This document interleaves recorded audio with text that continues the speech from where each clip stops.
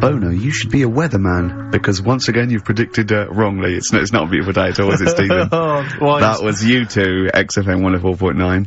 Ricky Gervais, Steve Merchant, Claire Sturgis. Claire Sturgis in for Carl Pilkington. Carl Pilkington is on holiday, as we speak. Where has he got? Mauritius, was it? Madeira. I think, with his girlfriend's parents. You remember last week he was worried they'd never been abroad, and her dad was saying how it was supposed to pack tea bags. Yeah. Carl's going, you get him over there. He's going, we'll put him in a jar. He goes, put him in a jar. I phoned him up in the week, just before he went, I think Friday, said, have a nice time. And, out Sunday, and he said, guess what he's doing now? What he said? He's packing margarine. Oh, of course he is. Oh, bless him. My dad does that. My parents always take tea bags wherever they're going. Really? You know, for fear of there being some kind of tea bag drought in France. Yeah. You know. Is it wrong? But I mean, I don't know. Is it because of maybe English breakfast tea you can't get over there? So you can. Can you though? I mean, you can get peach tips. You know, you tea can is probably the single most popular drink in the world. I know, but what about the fancy foreign teas, your Earl Greys and the like? Well, I don't know. Because I want good English breakfast. Don't bother me with Earl Grey. I don't know what that cup of tea is. It's not tea to me. It's laughable. It's weak. It's pathetic. Do you know what? Earl Grey with a little bit of skimmed milk isn't so bad. Oh, yeah? Yeah. Oh. And is your husband a fan? We've started. Eh? It's all off already. All right, it's all started. It'll go at each other. Sometimes sort of pretending, you know. Sometimes pretending we're not close mates. You know, close friends, you know. All that innuendo and that. Smutty. And I got freaky goggle-eyed thing. I go too far. Really I sometimes go too far. I do ruin it when I go too far. So let's be nice. Well, let's have a bit of Blur. Ooh. Well, clever man. The fat man. We're not out of time. We've got a whole hour and 50 minutes to go on the Ricky Gervais Steve Merchant Show. XFM 104.9. We have one of those after every record. They're great, aren't they? I think if you were actually like a proper DJ, if you actually tried to do the Dr. Fox thing, I think you'd be quite good. Really? I think I could only survive doing that sort of post 11 PM. Ooh, quiet things down now. I love all that. Yeah, late sort of radio. Yeah, that American jock type thing as well. I listen to Saga radio now sometimes. What? It's on digital. I think it's radio for the over 50s. Yeah. And it plays. It was playing Cliff Richards this morning. It played Sammy Davis Jr. It played the Beatles' Here Comes the Sun, and I was loving it. I was thinking, it's aimed at your age group. Yeah, exactly. And I've got a bad back. I've been complaining of a bad back all week. He's been ill. Don't even start we with me. haven't worked this week. He's been ill with the flu. Still not bad. I'll tell you this. Wednesday morning, I think it was, I woke up, and I had the head, the sore throat, the aching body, and I immediately thought I've got the SARS virus. I really did. I genuinely, because I've always been a bit of a hypochondriac. I mean, Ricky pretends to be, but I genuinely was petrified. That doesn't make sense, does it? How can you pretend to be a hypochondriac? No, I am a hypochondriac, and you are genuinely always ill. You're always you've always got a bit of a snaffle. So I'm justified in thinking it might be the deadly You're a sickly child. I don't know what's happened to you. Well, I think it's so much to do with West Country breeding, and you haven't. I don't know. No, he hasn't got normal sort of barriers to sort of flu and cold. His immune system is all Claire, look at him. I'm quite a weak child. Yeah, I know. I'll probably die in a garret having written some bloody brilliant poetry. But then I'll die of consumption. Yeah. But anyway, so I went online to check out what exactly the symptoms of the SARS virus were. And seriously, I did. I was so panicked. So I went straight online, and it was exactly what I had. It is a strain of flu. That's why. Exactly. That was the thing. That's what I had. So I was thinking to myself, because it said the incubation period was between 2 and 7 days. I thought, well, where have I been that I could maybe have got contact with people from? And then I thought, wait a minute, BAFTAs. I think I brushed against a couple of the guys from Banzai. I know. I'm thinking, hang on. Yeah. Wait a minute, that makes sense. Yeah. And so I was suddenly getting a little bit eggy, because, I mean, there was a lot of people, there's like 1,500 people at the BAFTAs, so, I mean, any one of them could be carrying it. Yeah. So I was really just panicked, but, you know, I didn't immediately rush to the doctors. No. Because you've got to wait for ages down there. Dr. Charles, brilliant, but you've got to queue up for ages, because it's down in, Swiss Cottage where I live, and I'll tell you, there's some dregs in there, in the waiting room. Oh, man alive. People who've just gone in there to read the magazines. And they're just sat there. There's some people who just waste the doctor's time. That's what annoys me. A lot of old people, a lot of Saga listeners, who just waste people's time. I know. I went to accident emergency once because done with legging. And I'll tell you what, you look round and you think, oh, look at all these people. Look at these, they should be, there's hardly any of them weren't handcuffed to someone. Exactly. You know what I mean? You go to Casual on a Friday night and it's like, oh, awful. Yeah, and there's, and so, I mean, it was that thing, well, I could either go to Dr. Shah, but that's NHS, or I could go to, one of the Medi-centres. They charge money, Claire. And I mean, I know it's a killer disease, but, you know, I'm not making cash. You don't want it, you don't want it. Because what if it isn't? That's money wasted. You don't get your money back, do you? I mean, I really need him to say, you've got the deadly SARS virus for it to be worth the 80 quid, exactly. you know? Exactly. Yeah. And as I suspected that, you know, it was 50-50, I decided not. I decided to ride it out. And, thankfully, so far, I've not You're died. looking alright. No, you're alright, you're alright. Okay, so, you're alright, yeah, well, that's lucky. So, I noticed that I phoned him up, I said, I don't think I can work. And I mean, Ricky's a close friend of mine, I've known him for a time now, and I really consider him one of my best mates, but I'll be honest with you, you didn't rush round with a bowl of soup. Did you? I don't want to catch it, do I? It's no point in both of us being ill. Well, this was the implication, because it wasn't that you explicitly said, in this relationship, you're the one that's expendable. But that was the sort of underlying suggestion, I felt. No, I just thought, to be honest, I thought I could do with a day off as well. Yeah. You know what I mean? I thought, well, don't worry then, don't tennis. Yeah. No, but, I was, What's wrong with your back then, Rick? I don't know, I think it's just age, I don't know, I don't get things seen to, so it's just been, hurts when I tie my shoelaces. That's why I'm wearing clogs. It's so much easier. Drawstring trousers and clogs, you know. You used to go to the doctor a lot more though, you don't tend to do it now. Well, I'm not paranoid anymore. I had two flashes when my mum died of cancer. Twice, I think, I said, oh, there's a lump. Once well, I've been to the doctors twice with him. Yeah. Have you? Seriously? I've seriously sat in a waiting room with him twice. Well, I just went for the mum. no, I thought, oh God, I felt them. I didn't need to do it then, did I? I naturally just touched my. But we should point out that Ricky's mother didn't die of testicular cancer. That it just no. But I had it, I thought, oh God, well I've got it now. And I think I went along once with testicular cancer, didn't I? Yeah, you had the testy problem once. I remember because I remember sitting in the waiting room looking through an old Argos catalogue with you for some reason. I think that was the only thing to read. Then I thought I had throat cancer, didn't I? Yeah, because I think you had a bit of a sore throat, didn't you? But then I think that I'm over that. I was just like, sent me a bit. So, it's just Why a were bad you fiddling around down below? Because I mean, it wasn't like I called on you to do some work and you said I've got to rush to the doctors. I think it was like lunchtime. Yeah. So you'd obviously be meddling around down there. Well, I know I tested a few times, but I'm never sure. What, during the day? I mean, can't you do that when you first get, maybe before you go to bed? Not in a restaurant when we're eating dinner. Yeah, but he likes to, you know, he has a certainly not spaghetti and kumquats. Exactly. That confused me. I don't know where the hands You were. put me right off my meatballs. Oh dear. But Ricky, just to clear it, you are okay, aren't you? Yeah, of course. Just a bad back, Yeah, just a bad back. Yeah, let's have a record, shall we? A bit of Bruce Springsteen, be lovely.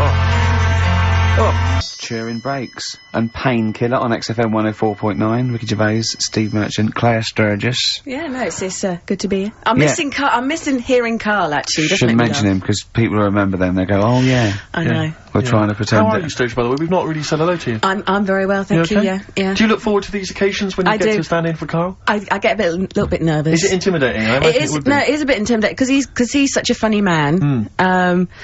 But, you know, once I'm here, I'm okay. No, he is. It's not like he's doing it on purpose. It's you know what I mean? So... he's a natural. At least you know what you're saying.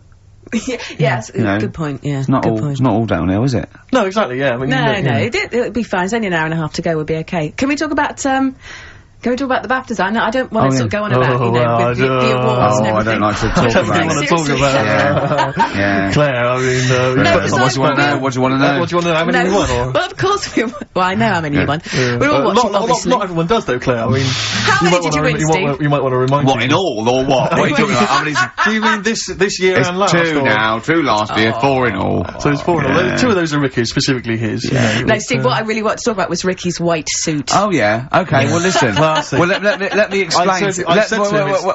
Wow. Never mind all that. One, it's actually, I bought it for a photo shoot, because I'm doing this thing, I've got a DVD coming out in October, and I'm doing a spoof of the front cover of Thriller, so I bought a white suit, and I got it, right, and I thought, well, I might as well wear that then now and get it dry clean. I thought you blagged and these I thought when I put it on, I looked a bit like Sean Connery as James Bond. Apparently, I looked like Tattoo from Fantasy Island. The little midget guy. Yeah. Sure. Which is, I did watch it back, and, there are some, resemblances. At one point, I did plan, which was, I don't know why. Yeah. I thought... Well, when he suggested he was gonna wear it, I said, that's crazy. I said, it's madness. Because I knew it would come back and haunt him. I got away with it, though. Well, did you? No. I mean, what was it I said to you? We were talking about it, and he said... Oh, no, he said, he said, what are you wearing it with, a sort of white shirt and a white tie? I went, no. I'll wear a black tie. He said, right. He went, you should do it with the white shirt and the white tie. I said, he went, you know, do that whole Randall Hopkirk thing, and I went, well, that's what I'm worried about. He went, what, you're worried people will think you're a ghost? I mean, pathetic. I didn't think it was a good idea. I just love the way that if you're a celebrity, somehow you're allowed to wear, like, nonsense, outrageous clothes, because it's kind of expected of you, because, you know, you're But it wasn't mental. It wasn't like Graham Norton going in curtains, or Jonathan Ross dressing up as Lawrence Llewellyn-Bowen. It was just a white suit, But it's just that thing of, you know, I am. It's cheeky Ricky Gervais here. Look what I'm wearing. I was worried there was going to be chocolate mousse, though. Yeah. Or Johnny Vegas was going to greet me and throw up immediately. Yeah. It was sort of like I had to keep away from people. And what you're sitting on. But I tell you what, I think it worked with Anne Robinson, didn't it? Do you think she winked at you when you went, she liked you. She just can't stop that. She's made it into a catchphrache, but... You made her giggle like a little schoolgirl. I knew it was safe, though, to say that thing about her drinking, because I'd done a non-broadcast pilot with her this year, for a friend was the producer, and it's a new show called, Look Who's Coming to Dinner, and the premise is, I choose sort of 6 heroes that are alive, and so I knew it was alright, so I didn't just go out there and start insulting this poor middle-aged woman. I sort of knew she could take a joke. She's alright, she's obviously she's not really like that, so, yeah. No, but I loved the way she just giggled like a little girl. I think she was quite good, actually. I think it's better when she's sort of ad-libbing. I don't think she's as good when she's sort of got lines and she's hitting marks. She's quite good when she's sort of... like when Peter Kay came on, she went, have you dyed your hair? Yeah. And he went, have I dyed my hair? I said, what sort of talk is that? Which I thought was quite nice. Your quote was good, though. What? When he went, peace, or war. I just hate it when, oh god, celebrities get their political, I've got to say something political, because there's all that suffering in the world. And I don't know, it's like those things you see in the papers where it's got, general elections or war, and it's got a picture of Billy Piper, just a picture, and it goes, Labour. Or, it's got, you know, Ross Kemp, no to war. But when would that be influential? No idea. It's sort of like you go, someone's going to what do you think of war? I go, well, I don't know. I've made your mind up. Well, no, it's difficult, isn't it? Is it? Well, yeah, you know, because on the one hand... I don't know where I stand. Well, exactly, on the one hand you could say that, you know, war is wrong because it causes suffering, but on the other hand, you know, that's a knee-jerk reaction, and some wars are justified, you know, like stopping, you know, fascism or whatever, and, you know, like pacifism, sometimes you have to have defence, so it's not clear and cut. I go, okay, let's make it easier for you. What do you think of the little black one in Sugar Babes? I think she's brilliant. She hates war. That's me. That's me done then. Exactly. Does that help sway your mind? Yeah, well, I don't know when it is influential. Remember when that young au pair was over in America and she got arrested for the murder or the death rather of that young child. I forget her name. Do you remember that story? Louise Woodward. Well, do you remember there was a whole section in the paper there where there was I think it was members of Coronation Street saying, release her, please release her. I remember you said you fancied her. Who's that? You said you fancied her when it was all happening. Well, he said I think he was the danger. There was an element of that. Do you know what I thought it was? I would love you to go out with Louise Woodward. The thing about Wooders... what's she doing now? The thing about Wooders is that she, My suspicion was that when she came back and she'd been cleared of it, she hadn't been cleared of it. Yes, she was. No, she wasn't. Wasn't she? No. I don't think she. I think no, they just let her she'd out, done her know, time, and it was. I think it was manslaughter. I think. Oh, really? I'm not sure about this. Teetering on the edge of getting. Well, no. If someone knows, call up. You know, we don't know this, so don't. Yeah, but I think you're right. Well, either way, it was a tragic accident, and she wasn't a murderess. That was the clear point, and it just struck me that nevertheless, there would probably be a certain stigma. You know, so she was down, you know, kind of Monroe's on a Wednesday night, you know, looking for a dance. Probably there weren't going to be a lot of guys queuing up for her because they were conscious that, you know, she had this certain reputation. Whereas Ding Dong, Gentleman Steve, I'm happy to step in. Do you know what? I'd let her babysit because she'd be so careful, wouldn't she? Do you know what I mean? She'd be on real best behaviour. Yeah. So, maybe we shouldn't be talking about it. But I do wonder what she's up to now. Well, if you know... 08700 800 1234. If you're a lawyer and we've said something wrong, let us know now. We'll apologise quickly. Yeah. You know. But no, anyway, good luck to you, Louise. If you're out there listening, you know, good luck. And you know, ricky.gervais@xfm.co.uk. That's the I don't email want my address. name. I don't want my name attached in case. Get in touch. Yeah. You You're know, free tonight, aren't you? Yeah, I'm free. I'm free. For the next 8 years, I think. Play a record. Sure. Yeah. Sweet. 10-story love song. Love song? Yeah, 10-story love song from the Stone Dozes. Yeah. See, it's not as easy as it looks, is it? It's not. And I'll tell you, it also because I'm a little under the weather still. Yeah. So that's my excuse. You've had a week off. I'll tell Concentrate. I mean, I've got cable TV, but there is nothing on, is there, in the daytime? It is just. I mean, I loved Today with Des and Mel. That's good. Brilliant. That's all right. That was Joe Pasquale on again. He always pops up. I love it when he pops Joe up. Pasquale is an absolute joy. I love Joe. Genuinely, without irony, I really like Joe Pasquale. Do you know him? Have you met him? No, I haven't. No, but I really, really like him. I think he's really funny. He's really good. Yeah. One of his jokes that I've always enjoyed is, why is there a lock on the door of the 24/7 shop? It's good. He's a thoughtful man. It's good. You know, it's open all the time, Claire. No, I just like his squeaky voice. Yeah, oh, that's I fine. don't like jokes. But, no, I only caught the end, the other day, but, it was brilliant. Des was singing a medley of Buddy Holly songs. He doesn't quite sing, does he? He sort of talking. It's like pulling your punch. My voice on my way from nothing. Yeah. Do you know what I mean? He can't actually... He's not actually singing, it's talking. It's kind of talking the words. Yeah. But he knew Buddy, apparently, and he toured with him, so... I am an antichrist. I'm an antichrist. He never quite finished. It's lovely. No, he's great. He's got no breath. But, but it's the adverts in between. He is 73 though. He's amazing for it. Doing well, isn't he? Yeah. No, Yeah. I mean, he's a good looking Sorry, man. who's 73? Des O'Connor. Is he seriously? Yeah. I think so. Amazing. Yeah, he's Amazing. doing well. Yeah, good luck to him. A toast to Des O'Connor. Yeah. Raise your glasses. And all you listening at home. So I'd love to see him interview Louise Woodward. Yeah, indeed. Do you want to hear some Louise Woodward? I have had some calls. But I don't know if they're true or not, though, do you? What did you hear? Well, I think one of the... we mustn't... law... No, we mustn't say that shop that she works in. No, wouldn't say that. But in case it's... I'm sure I read the same thing, Steve. Someone said they read that she was studying law, and I think I read that because she knows so much about it. Yeah. Now she She's decided known to through go the system, and, yeah. You never know study when it comes in herself. useful. But she has been spotted in various parts of the country selling all manner of things. Okay, brilliant. And, so who What, knows? door to door? Yeah, exactly. Hello, I'm from Mothercare. We've got to stop this now. We've got to stop this now. It's not Okay, fair. that's that, It's all water under the bridge. Anyway, let's play a record.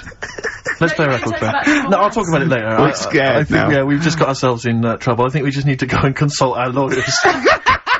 Would you like some Peter Gabriel? Oh, this is a beautiful track. And it was actually in Vanilla Sky, so a bit of resurgence. This is Salisbury Hill. Peter Gabriel, what a lovely track that is. Salisbury Hill on XFM 104.9.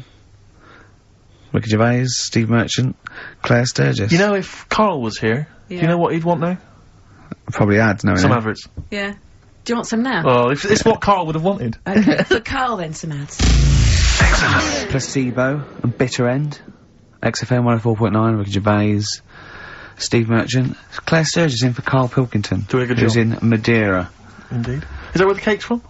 Yep, it's named after, I think, yeah. Excellent, yeah. excellent. It's nice, lovely.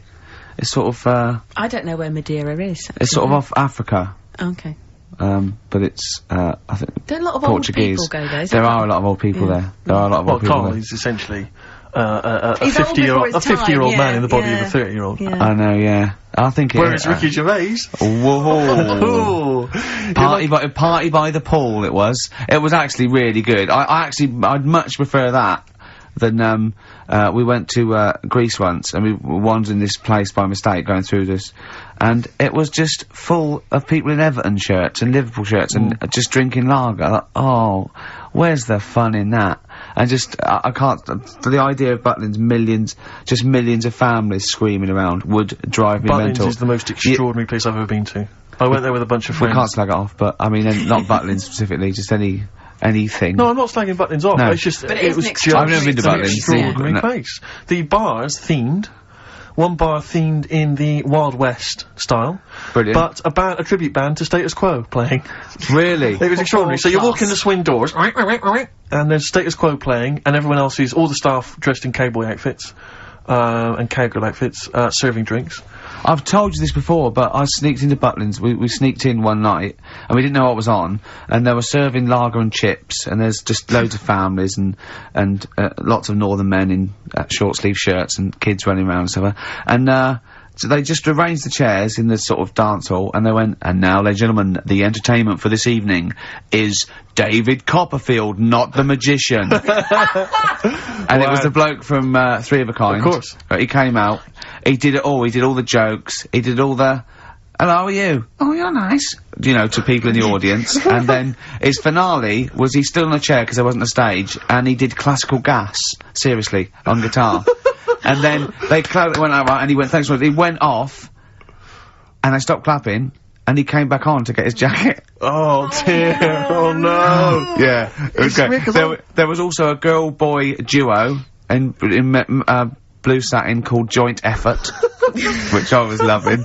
And at the end, right, it was on, I think it was on a Saturday night, so, people were leaving sort of the next day, or Friday night, they're leaving the next day, and, the kids and that were sort of like going to Redcoats, and they were crying. Right? And all the Redcoats and Joint Effort and, they did We Are the World. Oh, wow. Amazing. What an amazing night that was. Extraordinary. Yeah. They are incredible places. Yeah. Joint Effort. I don't think... I saw a documentary, I'm sure I saw a documentary which is finding out what, the likes of David Copperfield are up to now. Yeah. And he was a thatcher, wasn't he? Wasn't he mending roofs? I think so, yeah, I think you're right, yeah. I saw him saying, they said, would you not want to be back on primetime TV? And he said, do you know, I think I prefer mending roofs. Well, I'm not sure. Well, he's probably the same as David Van Day with that advert, when he said, he got to the point where I prefer to sell burgers than records. No, you didn't. You never preferred selling burgers, David. Have you watched any of the Reborn in the USA? I love it. See, absolutely love it. I missed it, and I'm gutted. It's Hadley or Cox. It's Hadley or Cox all the way, I reckon. Who's Cox? We close our eyes, we never do him. What band is that? What band is that? Go West. Go West. Oh, right. Yeah, he's probably the best singer in a sort of stand-up cabaret and how does it work? Do they get voted out as they go around? Yeah, So like Sonia's gone, isn't No, there's two, from, the studio audience, two are nominated, the lowest, I think the lowest people, and then, Britain, people in Britain vote one, back on the bus. Can I just ask why they're doing it in the States? Why didn't they just do it in this country? Well, because it was meant to be relaunch their career without prejudice, I assume. Okay. And also as an excuse to go to America, I suppose, and people not know him. Although, fame is creeping in. I think a lot of people recognise Tony Hadley. Yeah. Particularly when he sang True at karaoke. Yes. No, but, Is he as good as ever? He's fine. He's a bit dramatic, but he's alright. Now, from your sort of, your brief pop phase, are any of these faces familiar to you? Did you ever bump into them? Oh, no, but no, no. You never hung out with Hadley, or? No, we all lived in the same house. Yeah, you did have, didn't you have a run-in with Bucks Fizz? Oh, yeah. Once when we were going up to do, a TV show, and A&R man had just forgotten about us, and we were there, we were at the airport, we didn't have the tickets, and so Bucks Fizz were doing the same show, and I remember they tried to smuggle us through. They had sort of like them and their crew, and they just like showed us the tickets and went through, and they went, well, like that would work. And they went, okay, sorry. Did the two girls stand in the lobby and whip off their skirts? Everyone was sidetracked while you legged it through. Well, I was on the shoulders of Bobby G, and wearing a really long coat. Yeah. And they went, Bobby, what? He went, yes, I am taller now. You're not taller in the flesh than you are on top of the pops. Yeah. And fatter. I wasn't fat then. You weren't fat then, no, you're right. Yeah, no, but I love it. And the other thing I've been watching is American Pop Idol. Right, that was last night. It's great, really good, yeah. This is Simon Cowell. Ruben's gonna win. Huh? Is that the one that Jerry Halliwell is part of? No, this is, Randy Jackson, What's Up, Dog, Paula Abdul, and Simon Cowell. Yeah. But Simon Cowell makes so much more sense in that context. Yeah. Because they're all, you know, you're great, and they stand up and they clap, and he goes, oh, sit down, it was all right. And it makes so much more sense, you know what I mean? Over here, it's a bit of a pantomime sort of drama queen, but over there, he's the sort of voice of sanity. Exactly, yeah. But, that's the trash TV that, I watch. That you've watched. Yeah. But recently. No, Reborn's funny. But again, once again, public are stupid. They voted out, Dollar. that was driving everyone mad, and there was fights. Because they really were. Well, yeah, because they really went for it. They voted out Chris Eubank. Yeah, in Celebrity Big Brother. Keep him in. I don't think the public should be allowed to vote on TV shows. I don't think they know what's best for them. It does strike me that, like, in the golden age of EastEnders, if people had said, do you want to vote out, Dirty Den, they'd have gone, yeah, he's nasty. I know, yeah, it's that confusion, either with entertainment and punishing people, yeah. They should keep them in and then make them lose. Yeah. Yeah, so you've had all the best of both worlds. What about the new Celebrity, I'm a Celebrity, Get Me Out? Now, who's in that? The one... Daniela Westbrook. Yeah. Catalina, that model. Yeah. Don't know her. Yeah, exactly. The one Anthony Worrell Thompson, why? Why does he want to... You've got someone to cook, ain't you? Well, that one from Changing... Yeah, the girl from Changing Rooms. Yeah, Linda Barker. Yeah. Oh, Phil Tufnell. Who? Phil Tufnell, cricketer. I'm gonna put some money on him to win. I reckon he's gonna win. Because apparently he's sort of funny and nice and everything. And, yeah. Would you ever do any of those? Absolutely not. No. I genuinely think if you were in the Celebrity Big Brother house, immediately you would be voted out. It would be before the public get a chance to vote. Yeah. The housemates would have got you out somehow. Yeah. They'd have left. Or they'd have left. Yeah, I might win. I might win by default. They'd have all climbed over the roof like that guy Sandy. Yeah. They'd have all climbed out like within the first 10 minutes. I saw Sandy the other day actually. Still on the run, is he? Just climbing over. It's over, Sandy. Get off my roof. I got really excited in Selfridges. Does he look like a wombat up close? No, he's really good looking. Shut up. No, seriously. I saw him in the hat section at Selfridges because he's a personal shopper telling them they look gorgeous. Jane went there specifically to meet Sandy. No, just for like, yeah. I got really excited. Is he working there? Yeah, he's a personal shopper. Yeah. Really? Yeah. Does he sign autographs and stuff? I'm sure No, he calls himself Alex now. What? Eh? Yeah, he's not allowed to call him Sandy at Selfridges, wouldn't... What should we say and get him sacked? Get him voted out of Selfridges household. Oh, what, is he a personal shopper? Yeah. That's just to me the epitome of indulgence. If you've got money to spend on a personal shopper. Oh, I'd love to do that. Man alive. No, is that someone who pushes your trolley? No, you just say... Can I get one of those in Waitrose? No, it's like asking an assistant. You go, I need, some black trousers and some brown shoes and this range, and they go, okay, and they go and get you a range, so you don't have to go... It's not like... Yeah, but I still love it. Yeah. But you have to pay for it, it's not... No, you don't pay for the service, you pay for the clothes if you buy them. It's really? not... Yeah, it's not like... Lady Di having Harrods opened for her. So I could walk in there and get Sandy from Big Brother to just do some shopping. In fact, I'd love you to. But could I get him, like, once he's finished in Selfridges, could he pop to the Co-op for me? No, he can't do that. No, he can't do that. What? No. Seriously? So there'd be people queuing up, wouldn't there? Well, why? Selfridges, you can't... People don't go and shop in Selfridges for the sake of it to meet Sandy, do they? No, but to get a personal shopper... Why wouldn't everyone have one? I don't understand why everyone wouldn't do it if they're not charging you for it.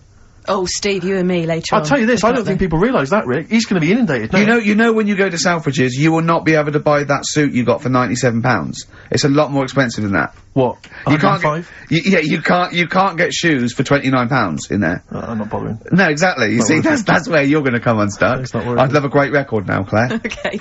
I'm going back to Bristol this weekend. Oh, yeah? I am going to be... I've got £100 to spend, so I'm looking to get a 3-piece suite. Yeah. Dinner suit. Yeah. Who knows? A wife. Well. Possibly. I think my sister's back. The new single from Radiohead. What do you make of it? I love Radiohead, so I'm prejudiced, and I like just about everything they do. I still play the Bends regularly. I had to replace it on CD, because I wore it out. Really? I just think it's amazing. I think they're great. They're coming in, aren't they? Yeah, well, they're coming in a couple of times. I think Phil and Ed, who are my favourites, are doing Zoe in a few weeks. And I think Tom York is going to be doing John Kennedy on Exposure, doing one of those album playbacks where he comes in and talks about each track. He's so shy as well. Yeah. He came into Ulu once, and he was just so shy. He hated it all because people were looking at him. And, he's great. He's brilliant. A toast. Funny little fella. Radiohead. Happy Easter, Tom and all the lads. Don't eat too many eggs, boys. Oh, calm down, you crazy guys. No, we were talking earlier about the fact, because I've been ill this week, and so, I've just been lying on the sofa, dosed up. I was a bit feverish as well in the week, and at one point I had a real kind of movie, if I'm ill, I like to be like you're ill in the movies, and I was tossing and turning in bed, I had the fever, I was waking up, I was sweating, all sorts, and I keep waking up really early, and I'm sort of watching daytime TV for hours, and, the adverts that you see in the daytime. I mean, because we do actually work. A lot of people think we just doss around all day, but we do actually work, and so I don't get to see TV in the day much. And the adverts, it's not adverts you see at night during. I know. They're incredible, and it's like. Was it for surgical stockings? Well, a lot of them are either aimed at people who basically are waiting to die. Right. It would seem. Or I love that advert. Waiting to die. Well, they are a bit like that. I mean, there's a couple. There's one with Christopher Timothy. He sat in a pub on his own, just having a pint in the afternoon. I think this was before he. Became a doctor. He's having a pint on his own, looking through the job he's ads. He's a career, any vet, doctor. I think he's always wanted to play a lawyer. Yeah. And he basically says in so many words, I can't remember it verbatim, but he basically says, you're probably getting on a bit. You're not going to be around forever. You could drop dead tomorrow. Have you made provisions for your children and your family and your wife? And I think you at home were supposed to go, oh Christ, I haven't. Oh. And I was feeling my testicles earlier. They are a bit lumpy. Yeah. Oh no. I had to bend down quite low to feel them. Exactly. So, I am getting on a bit. Exactly. In fact, what I do now is pull them towards me and kick them up like Beckham with the ball. Yeah. And on the way back down, I have a quick feel. Yeah. Or when the kids come to visit. Yeah. And, stop playing with Grandad's testicles. Where have you put them? Where have you put them? We've put them on the mantel. Oh, you little devils, go on with you. Do you want a Werther's original? And, that's another advert you see constantly, Werther's originals.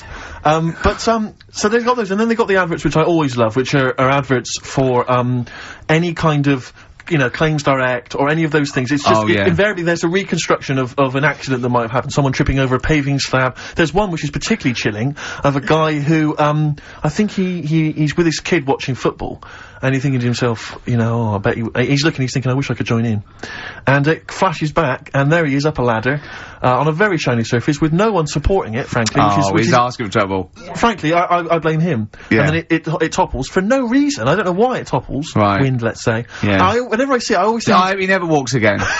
Well, he falls off it. Did he smash his face in? Did he fall on a spike? Because if he's gonna go up that ladder on a shiny surface, with no one holding it, right, did he fall backwards on his head, the little... Worse still, right, did he do the splits and crush his nuts? Worse than that. One. He made a considerable lump sum of cash thanks to the efforts of one of those claims companies. Oh, no. Alright?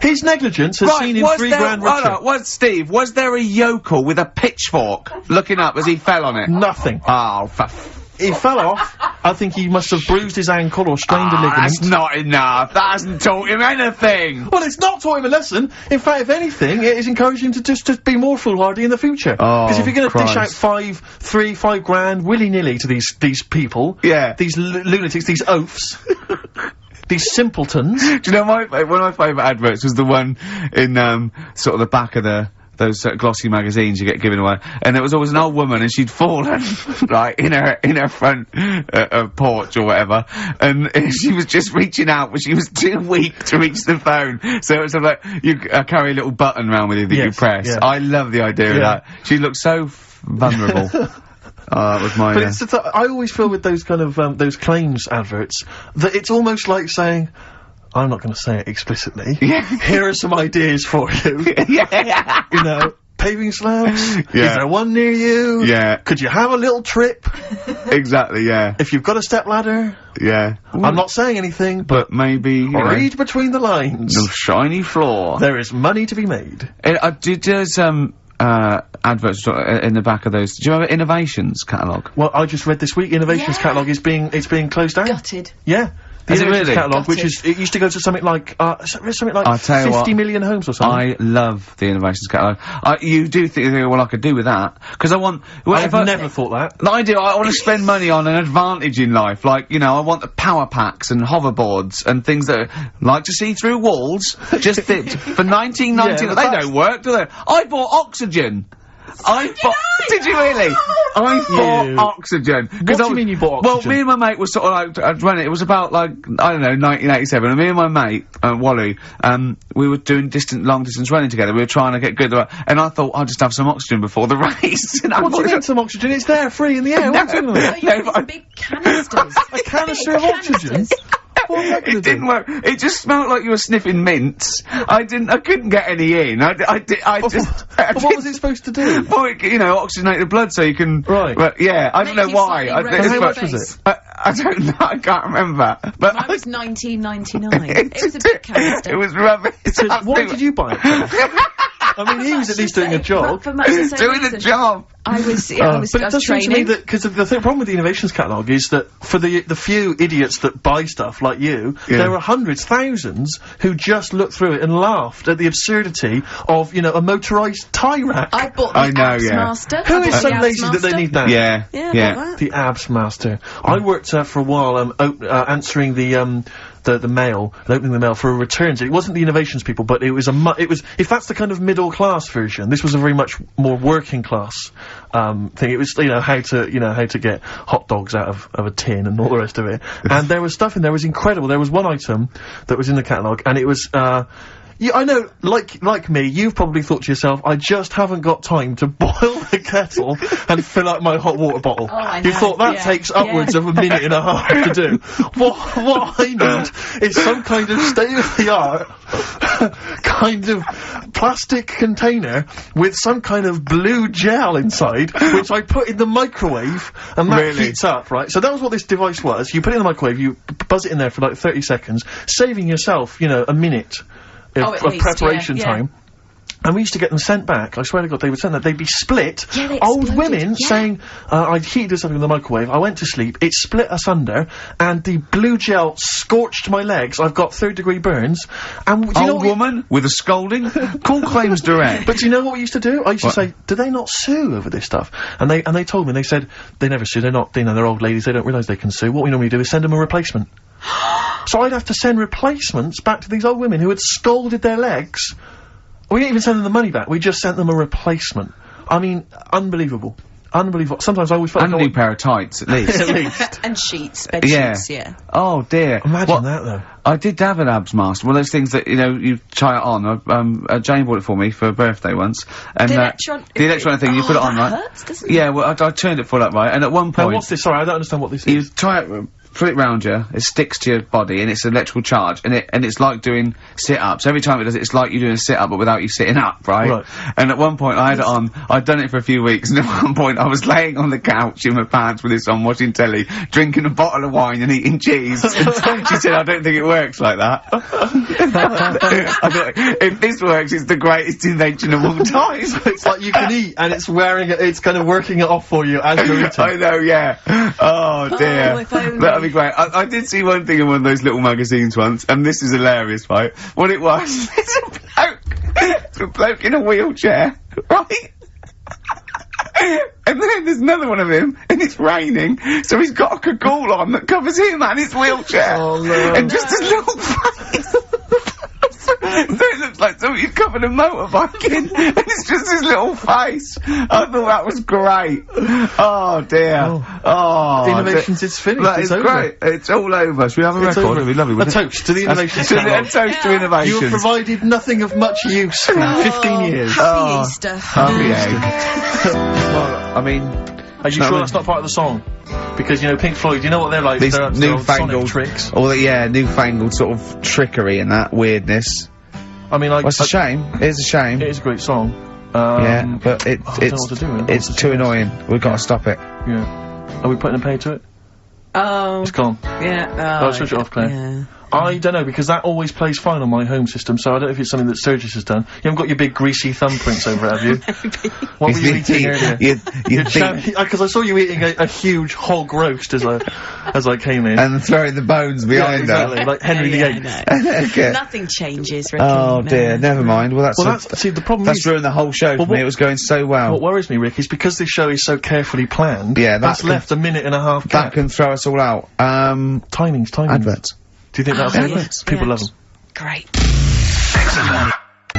Go back tomorrow. Wise words unless you're talking about pension plans. That's Feeder on XFM 104.9. Ricky Gervais, Steve Merchant, Claire Sturgis. Competition time. I haven't got the usual competitions of songs of phrase and Mums Can Use and the other Karl nonsense. You know, I'm not. There's no cheapest chimps. There's no cheapest chimps this week. I'm devastated. It's back next week. It's back next week. I don't know. Although let's just do a quick cheapest chimps. Okay. So, chimpanzee that. Cheapest chimps. Do you know how much a chimp is, Steve, to buy? Really, no. 55 grand. Okay, the competition is this. We've got 5 tickets. No, 5 pairs of tickets, to give away, to the new Spike Lee film, 25th Hour. And, I've seen this, and it's really great. It's got Ed Norton, in it, and, Philip Seymour Hoffman. Really good. It's an 18 certificate, so you can only, call up and get into this free if you are over 18. Or unless you look 18. Yeah, let's face it, as long as you look 18. Exactly. Yeah. I don't think they're going to ask for ID on the door. Yeah. But if you look like 14, then there's no chance. And you probably get some fags and beer as well on the way exactly. in, But if you're 16, 17, you look old enough, you've got a bit of facial hair, go for it. Yeah. Or wear a long beard. Yeah, whatever, yeah. No, we're not going to condone that. Please be 18 years or over. Yeah. It is an illegal offence. Exactly. Call 08700 800 1234, and as it is such a great film, we're going to do the competition is this. Do you want to go to this? A, yes. B, no. So C, I'm not sure I can make it Wednesday. Any chance Thursday? D, I think I'll wait for it to come out on video, you know. E, I don't really like Spike Lee. I'm a racist. Call in. So hang on, we should just point out that, it's Wednesday at 6 o'clock. Did we make that clear? Yeah, Wednesday at 6 o'clock. Yeah. A, yes. B, no. C, Wednesday's no good for me. D, I'll wait for it to come on video. E, I don't like Spike Lee. I'm a racist. Yeah. What is it? 08700 800 1234? That's the number, yeah. Okay, bother Claire with that. The answer's A, by the way. Correct answer. Nice if you want to go, that is. Yeah. But tell the truth.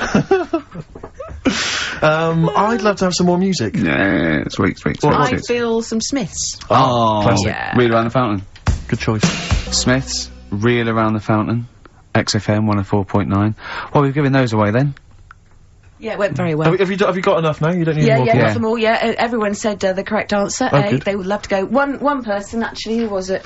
It was Tom, said C, but his sister Sarah would love to go. So good luck to Sarah. I hope she's over 18. Yeah. Because otherwise that is illegal. Here's to the rules. Cheers. Happy Easter. I don't know why. I'm just in a mood for toasting things. Yeah. I think it's because it's Easter. Yeah. And we know what that means, don't we? God bless him. Eggs. Go on. Absolutely. Well, we were chatting about the innovations catalogue, and because I've just been flipping here through the TV magazine, which comes free with the Sun, and is there anything on the back? A plate or a figure? The white trash that must buy this rubbish. I mean, this one. I don't know how you describe that. There. Oh! Classy, isn't it? Oh, it's dear. a porcelain doll of a young woman. Looks like Ginger Spice with her hair up in a blue dress. Yeah, it is strictly limited to 9,500. Oh, am I going to get one? Well, why did we waste time with this show? Shouldn't I have been calling? Well, look, it says. How much is it? Well, she can be yours for the special half-price offer of just £94.50. Is that all, really? You're not winding me up, are you, Steve? You're not winding me up, because if I look at it, it's 940, because I think it should be. I will go mental, because I would love that porcelain piece of shit for 100 quid on my shelf. Hang on a minute, Rick. Let me just read you some of the write-up. Who buys that? They think it's art. It's classy. Well, hang on, I think this blurb will change your mind. Go on then. Okay, well, I'm just... Okay. Her name is quite simply Dearest Rose. I'll have it. And she's portrayed here holding a beautiful... Well, I mean, of course it's going to be Dearest Rose, isn't it? Let me read it, it's not going to be... Her name is Bert. Dearest Rose is portrayed here holding a beautiful bouquet of roses given to her by her lover. She has gently plucked some of them and placed them in her chestnut hair. Oh, she is wearing a gown. Oh, that's filthy. She is as well. She's stuffing them up on her head. All right, go on. She is wearing a gown of beautiful turquoise silk. Her skirt flows to the floor, and from beneath it, you can see her dainty shoe just peeping out, decorated with a tiny handmade rose. That is brilliant. 94 and it is beautiful, and it's and you can pay £9.45 a month for 10 months. Yeah, and that can be yours. And I think you'll agree, it is just beautiful. I mean, the best one I've ever seen. There was one that was a doll. Right, like a realistic doll, you know, a horrible, scary doll, and it was something like, you know, £100, and it said, "Call your family and tell them it's a girl." And I just imagined this 45-year-old woman with bunches and rouge on her hair, still dressed in her ballerina outfit, going, "I've had a baby, mother." "You haven't?" "I have, it's a bloody baby!" "Why do you hate me?" "It's a doll!" "Why do you hate me?" I mean, I know. What sort of people are they preying on? Well, there was one. Just had a baby. Sorry? Call the doctor. Call the doctor. Don't call the doctor! I've had a bloody baby! Well, I remember seeing one which just was extraordinary. I mean, again, I'm thinking specifically of the people that buy it. It was about 3 foot tall. Yeah. It was, I think, again, made of porcelain or possibly plastic. It was a baby. It was like a kind of 1-year-old baby. Like, that was the design. Wearing a Harley Davidson biker outfit. The leather cap, the jacket, the nappy. Rather like Marlon Brando did in The Wild Bunch. Unbelievable. Oh, dear. I mean, the scum. I saw recently, I was flipping through one, it was wedding rings. There was a selection of exclusive wedding rings. Imagine imagine getting down on one knee and giving your beloved a themed Lord of the Ring wedding ring. Oh, that is brilliant. Will you be my wife? Better still, my troll. Oh, dear. I mean, the scum that must be, that they're preying on, like you say. I mean, unbelievable. It's those sort of houses that I remember, going into as a child sometimes, when you met a friend from school, and, you'd go into their house, and it was like a shrine. I remember some people kept the polythene on their 3-piece suite. Yeah. There was some when you weren't allowed in the front room. Like, couldn't go in the front room. And it's sort of, you look around and there's all these dolls and that, and it's just like, oh God, scary, what in God's name happens in this house after dark? You know what I mean? But the people who keep the polythene on their sofas, it's like, who are you waiting for? What day are you going to use this? Because I'll tell you this, the Queen's never coming to tea. Tony Blair's not going to pop in unannounced, covered in grease. No, exactly. In dungarees. Exactly. I won't sit down. You can sit down. Yeah. You can sit down, Tony. I've been waiting for 40 years. Look, I've had a baby. It's not a real baby. It is a baby! Is this door locked? Why do you hate me? Oh, God. Call your friends and tell them it's a girl. So if you're one of the scum that have ever bought anything from, one Trash. of those, normally you'll get, maybe commemorative plates. I know. I'll tell you what, if I ever win the lottery, I'm gonna buy all them up. Yeah. I'm gonna buy all them up in one foul swoop. Well, there was one, amazing. I think it was Cliff Richard. It was a commemorative plate of Cliff Richard. That'd be great. It said, Cliff never ages. Cliff never ages, and neither will this. Really? Did it say that? Yeah. Tell your friends and tell you've married Cliff Richard. Yeah. Look, I've married. It's a plate. It's not a plate. I sleep with it. I've married Cliff Richard. Remember that mental case that was thought she was married to Mike Reed?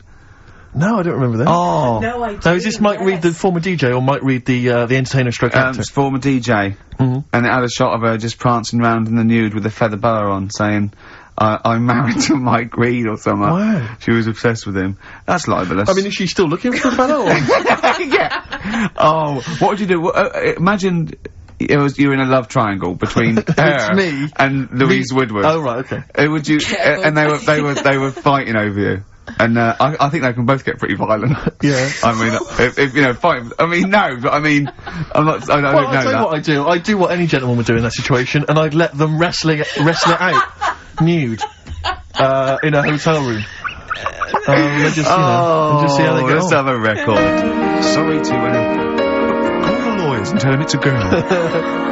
Coldplay, XFM 104.9. In fact, can I just plug something? Go on. Because you can hear Coldplay live tonight from 7 o'clock, the whole Earl's Court gig on XFM from 7.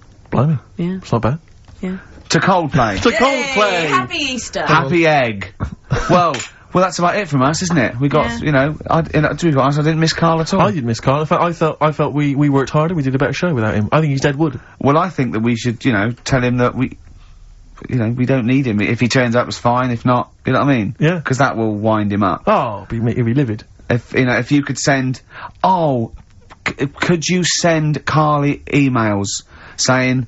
to Ricky or something, because he gets all those, doesn't he? Or to Karl, saying, the show was better without Karl. Yeah. Can you please do that for us? We'll tell him the truth. He'll hear it. He'll come back and hear it. So we know it's a wind-up. But I just want to see his crushed little face Monday. Is if you can send as many emails as possible saying, this show was better without Karl, I will be grateful. And I promise I'll tell him the truth next week. Do you think I can do that for us? I think so. Is it karl.pilkington@xfm.co.uk? Yeah.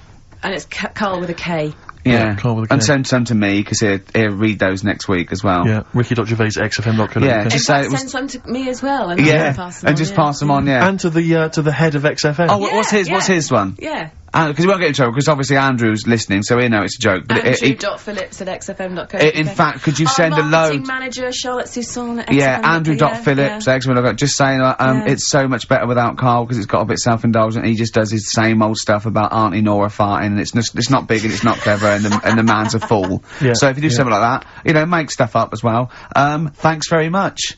Happy egg. Happy egg indeed. Can I just end with a tune? Yeah, absolutely. Ed Harcourt. I don't know if you've listened to his current album. Yeah, but new there's album sounds good. some nice treats on there. And this is one called The Birds Will Sing for Us. A nice way to end. See you later. Cheers. Happy Easter. Do the email thing. Egg. Blur, Out of Time, on XFM 104.9. Ricky Gervais, with me, Steve Merchant, Karl Pilkington.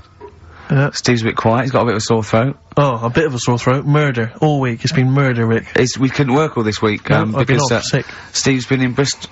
Karl, you're not impressed?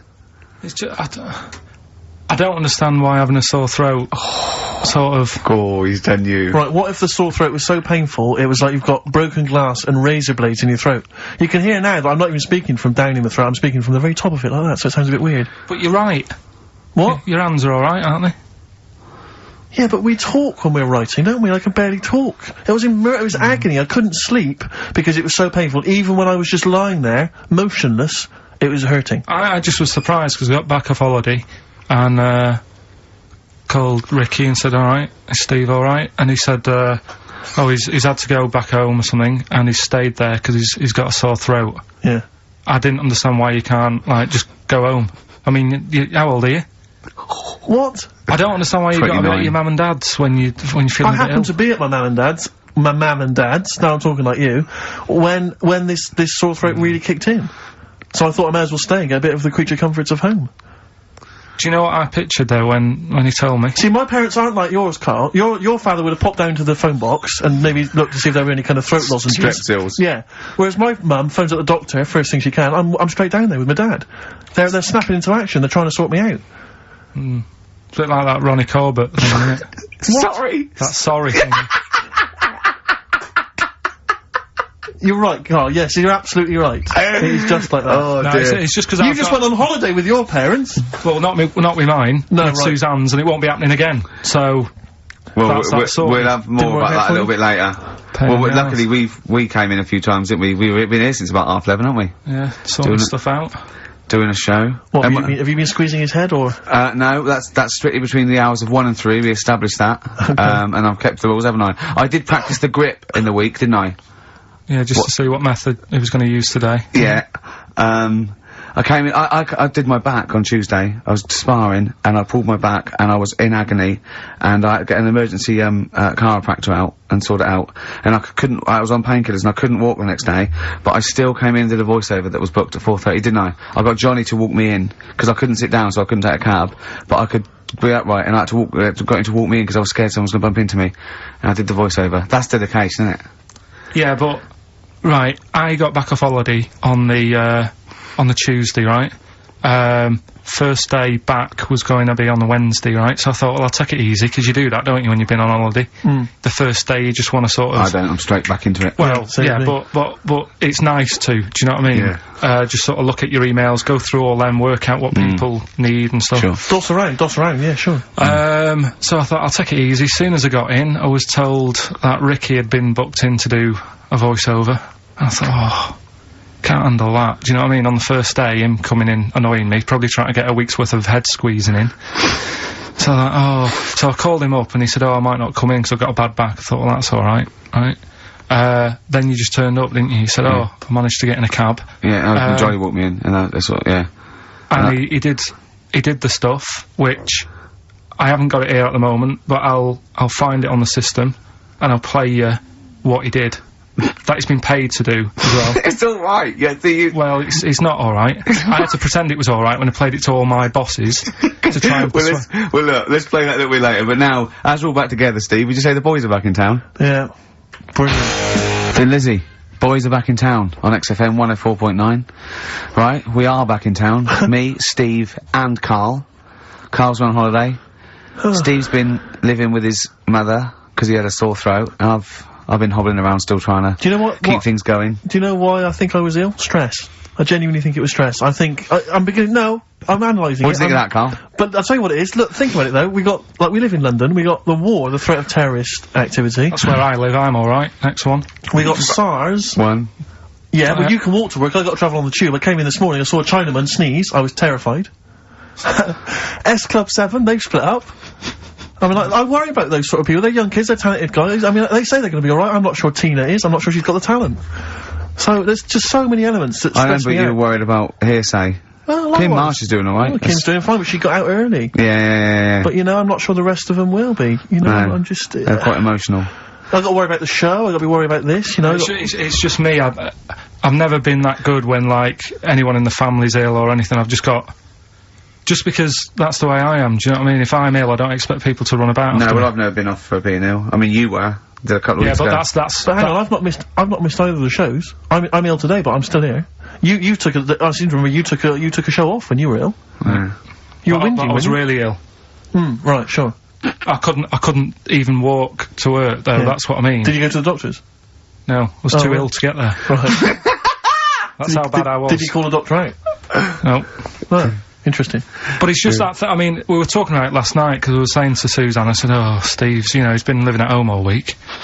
She said, is he really? I like the way he talks about you behind your back as well. Thanks. And she said, so what's up with him? Malingering geek. And I said, he's got a sore throat or something. She went, sore throat? Oh. So, she said, well, you don't know how serious it is, don't be offhand with him tomorrow, because, you know, if he's coming in and he's still not right, because she always sticks up for you. Yeah. Right? And she said, she's anyway, got some sense. She said, and anyway, you're no good when people are ill. I said, hang on, what are you talking about? So, apparently, when we first sort of started going out, the first time she was ill, she kind of thought she saw the real me. Because she was ill in bed and that, and I was saying, oh, get up. And, of course you can drink alcohol with these. And I just was like, you know, you make yourself feel worse if you lie in bed. I said, come on, we need to go shopping. And she said, you go shopping. I said, no, I'm not, because I'm rubbish at shopping for food. Do you know what I mean? I'm alright at getting that night's food, but once it starts, like, you've got a plan. Sure, yeah, you're dropping the bananas, I forget all sorts of stuff. Yeah. So she said, all over the floor. Well, she was like feeling out on that. She said, I've got a temperature. I said, well, come to the supermarket and hang about in the chicken, frozen chicken section, cool yourself down. Yeah, sure. And, it made her worse. So now she was like, do you remember that? And I was kind of like, yeah. Who's that hot woman sitting in the chicken fillets? Yeah. That's Karl's girlfriend. She's obviously ill again. Even when I was younger, do you know when I told you that I was picked at school to give old people biscuits? Right, yes. Because you had nice hands, wasn't it? Because I had nice nails, right? Yeah. And then, because I went down a storm at that...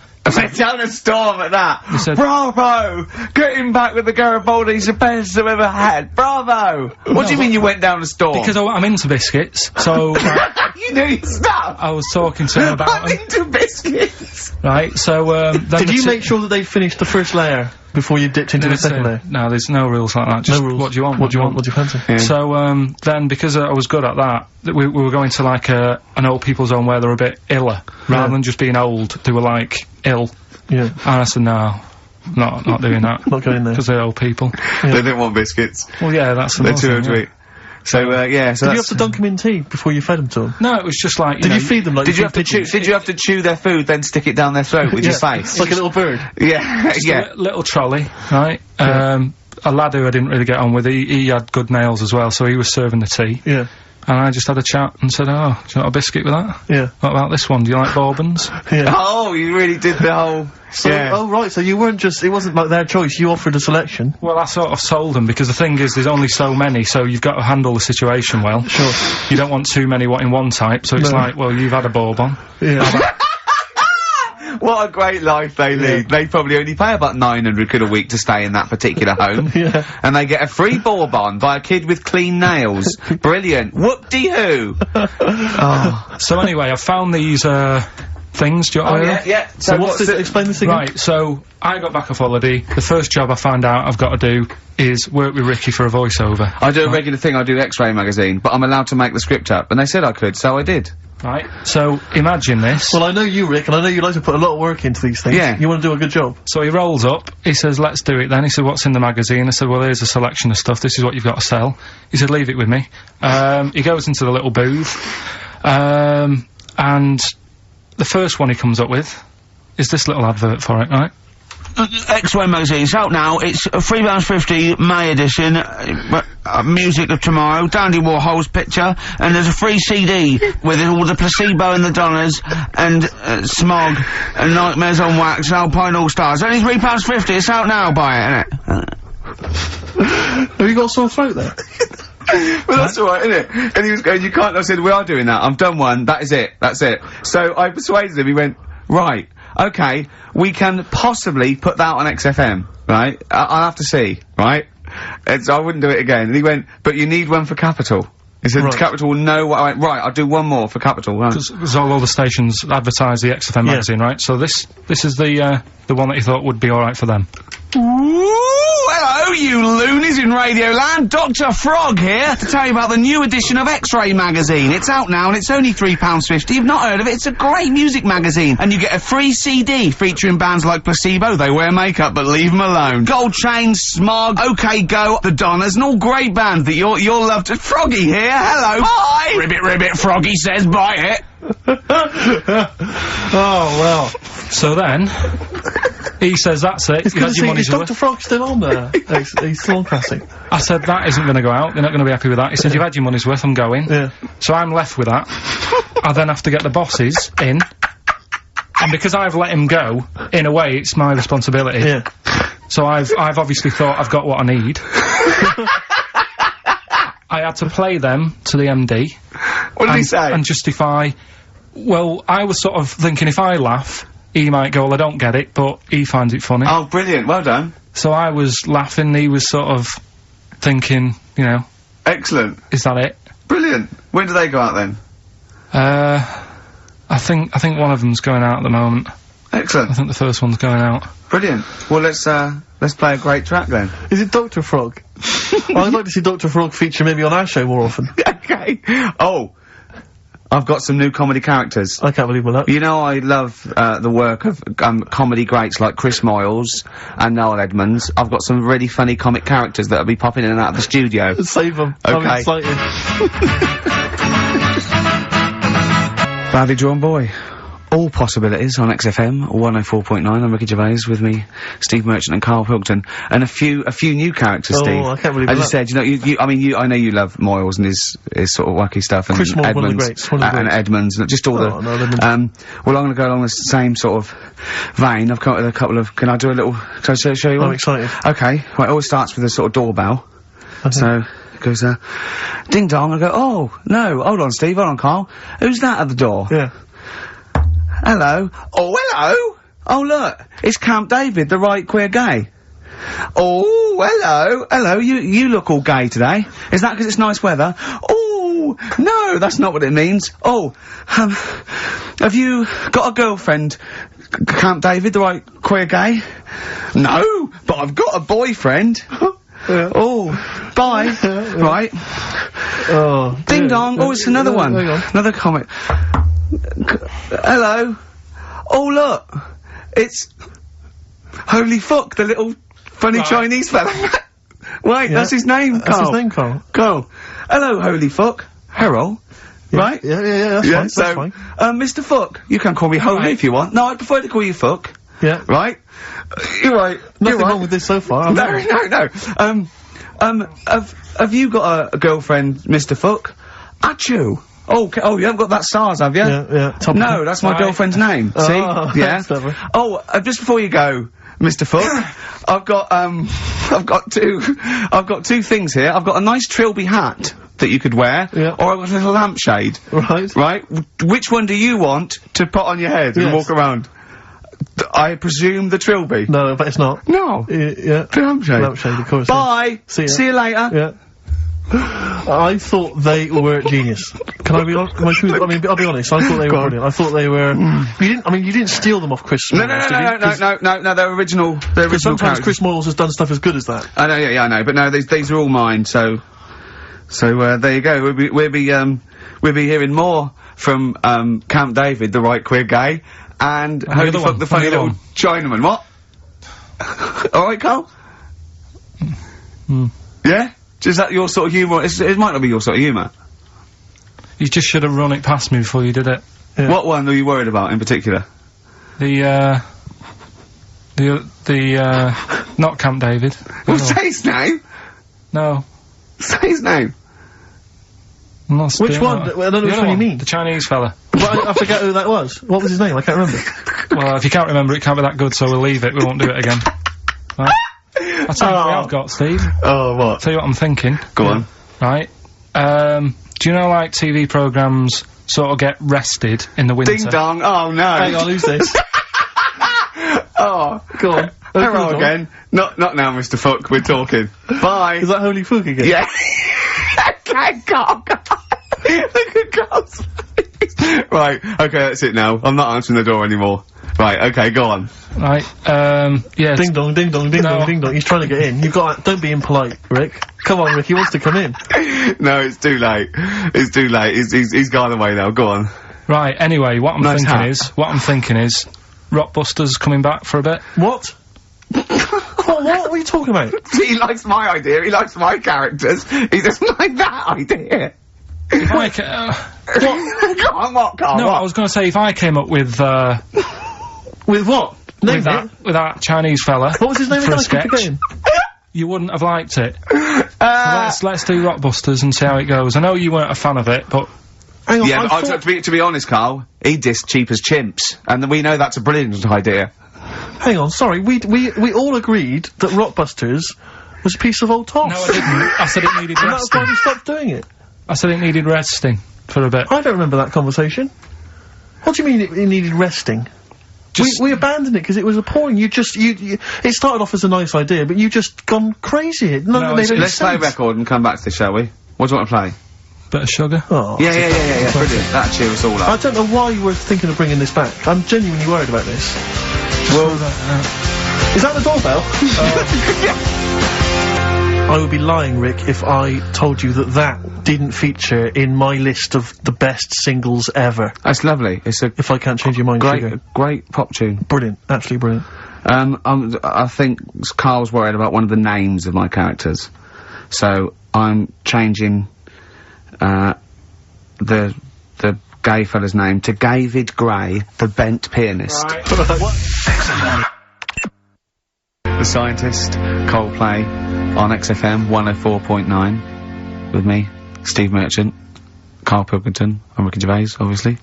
So, Karl's just getting a little bit frustrated there with Steve, having nothing to offer after being off for a week. Do you know what he calls you now behind your back? Oh, God, here we go. No, it's alright. He calls you the Professor, because of a picture of you in, My Media. Oh, right. What did you say? He said it. Did you approve it? I didn't actually, no. No, you know what it is, don't you? It's, you know when you take it from an angle, it sort of distorts one side, and they've taken a picture from a bigger picture, I think, and so it's, do you know what I mean, like he's looking in a kettle, and he went, what's going on there? He said he looks like one of those professors of BBC Two schools programmes. Well, I take that as a compliment, considering what I call you behind your back. And I say, no, it ain't the Professor. Although, Karl's looking pretty good at the moment, aren't you?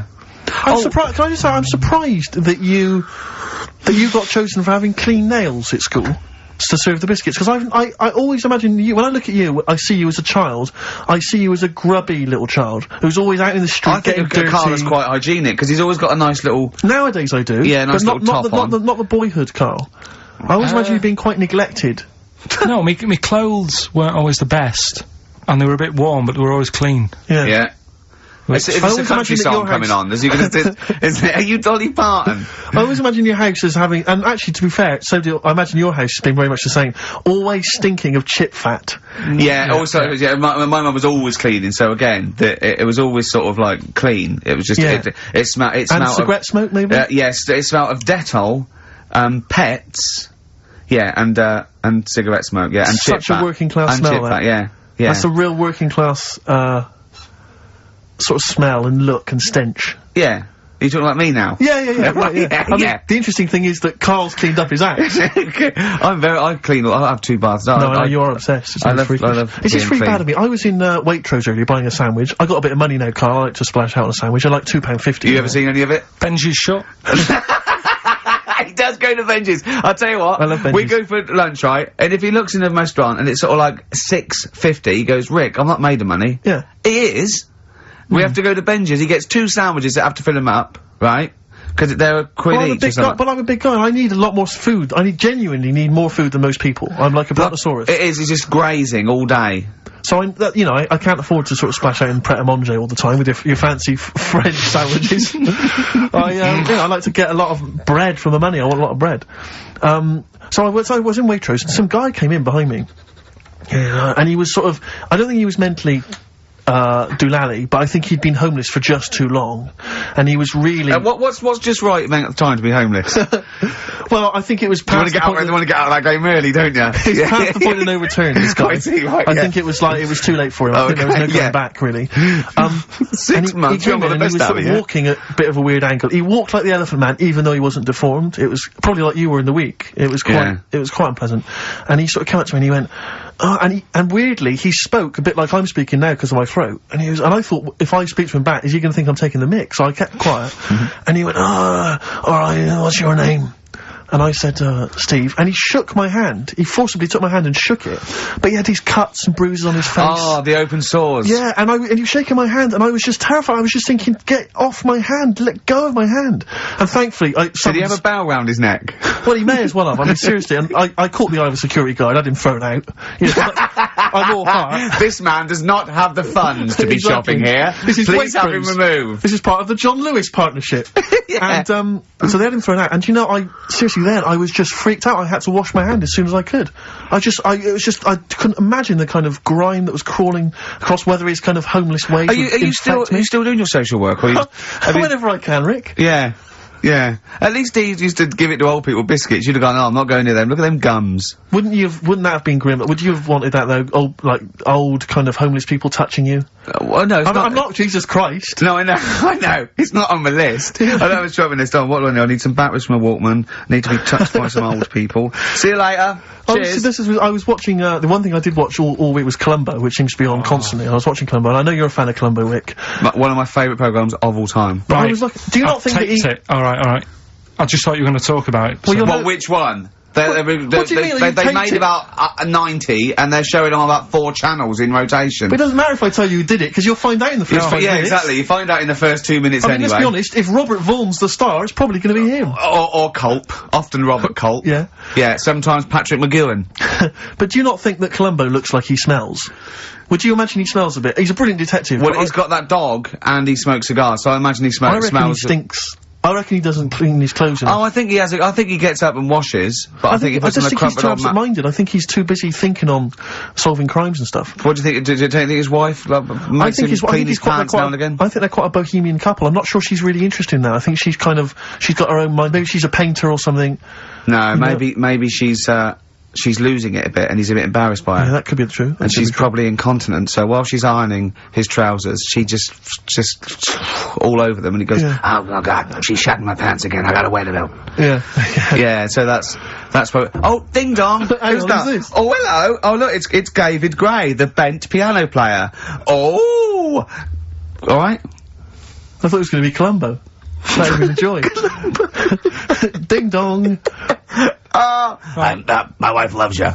Yeah. Hello. Oh, I don't believe it. Look who's turned up, Karl. Do you want to do Rockbusters, Steve, now? Can we listen, with the whole Rockbusters thing, I don't want to be responsible for bringing it back. So, I think we should put it to the vote. You should email in. We'll give people 5 minutes to email in. I'll take a straw poll. Do you want to see the return of Rockbusters or not? We're leaving it to you, the audience, to decide. Okay, Steve. I guarantee it's going to be a landslide. They are all gonna want it.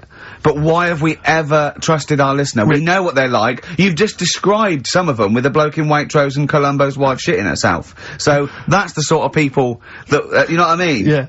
It was weird, because the Waitrose guy did ask for my autograph before he was hauled away. So maybe he is a listener. But all I'm saying is maybe the posters have drawn in some fresh blood. There's some people who've maybe not heard Rockbusters before. They're the ones who probably vote for it. Anyone else who's heard it before, surely they're not going to see the return of that. No one wants to see the return of that. What's the number? No, let's email only. We don't want to speak to these freaks. Ricky.Gervais at XFM. I love the fact we don't want to speak to these freaks. We work with one of them. Yeah. God. Yeah. If you want to see the return of Rockbusters, vote yes. If not, no. Tone it down a bit. Let's not do 3. No, it's got to be 3, otherwise it's too easy. Oh. Ricky.Gervais at xfm.co.uk. Right. Just choose the best one. Right. The Seeker from The Who. Brilliant. Classic rock. On XFM 104.9, I'm Ricky Gervais, with me Steve Merchant, Karl Pilkington. Alright, well, unsurprisingly, the overwhelming consensus is that people would like to hear the return of Rockbusters. I should, however, point out just some of the no responses. Let me see what we've got here. Is Dickie Anderson called in yet? Sadly, nothing from Dickers. I think I might make him one of my, hilarious sort of comedy characters. What do you think he would sound like? What would he sound like? It's sort of probably like that, I think. Ding dong. Hello. Hey, it's Dickie Anderson. I can't believe it. Your show's rubbish. Something like that? I mean, I think you should work on them perhaps before you're saying there's not a lot of substance these guys? I'm just saying that, you know, once the novelty of the doorbell has worn off. I don't think you understand comedy on radio, Steve. I'm not sure I do, but, to be honest. Listen to Noel Evans, listen to Moyles. You'll see you don't need to riff with it. It's just, you just do the doorbell and just say they're here. Right. That's all you need to do. Sure. So, that's the main thing. Well, so we've had a couple of responses. I'm thinking of some more characters as well. Well, keep working on those. Yeah. Marcus has emailed, he says no to Rockbusters. He hasn't heard it, but it sounds rubbish. Believe me, you couldn't be more right. Well, does The Office sound good as a title? Right. This is someone else. Don't bring back Rockbusters. Please, can we have more Holy Fook? You're not pronouncing it right, Steve. I know. I was just a bit edgy there.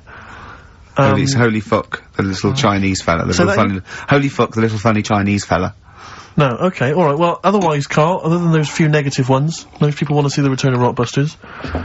So, do I go on then. Tell people what the prizes Let's go. Let's do it. Yeah. Are these the prizes? Yeah, they're the prizes. Alright, let me have a look. We got the new album from Goldfrapp. What's this one here? Oh, I've no idea. The Yardbirds. A new album from the Yardbirds. On VHS, Coogan's Run, the show where different characters make an appearance each week, including, I think, Pauline and Paul Calf. Good stuff. Who the hell wants this? Meglos, a Tom Baker Doctor Who edition.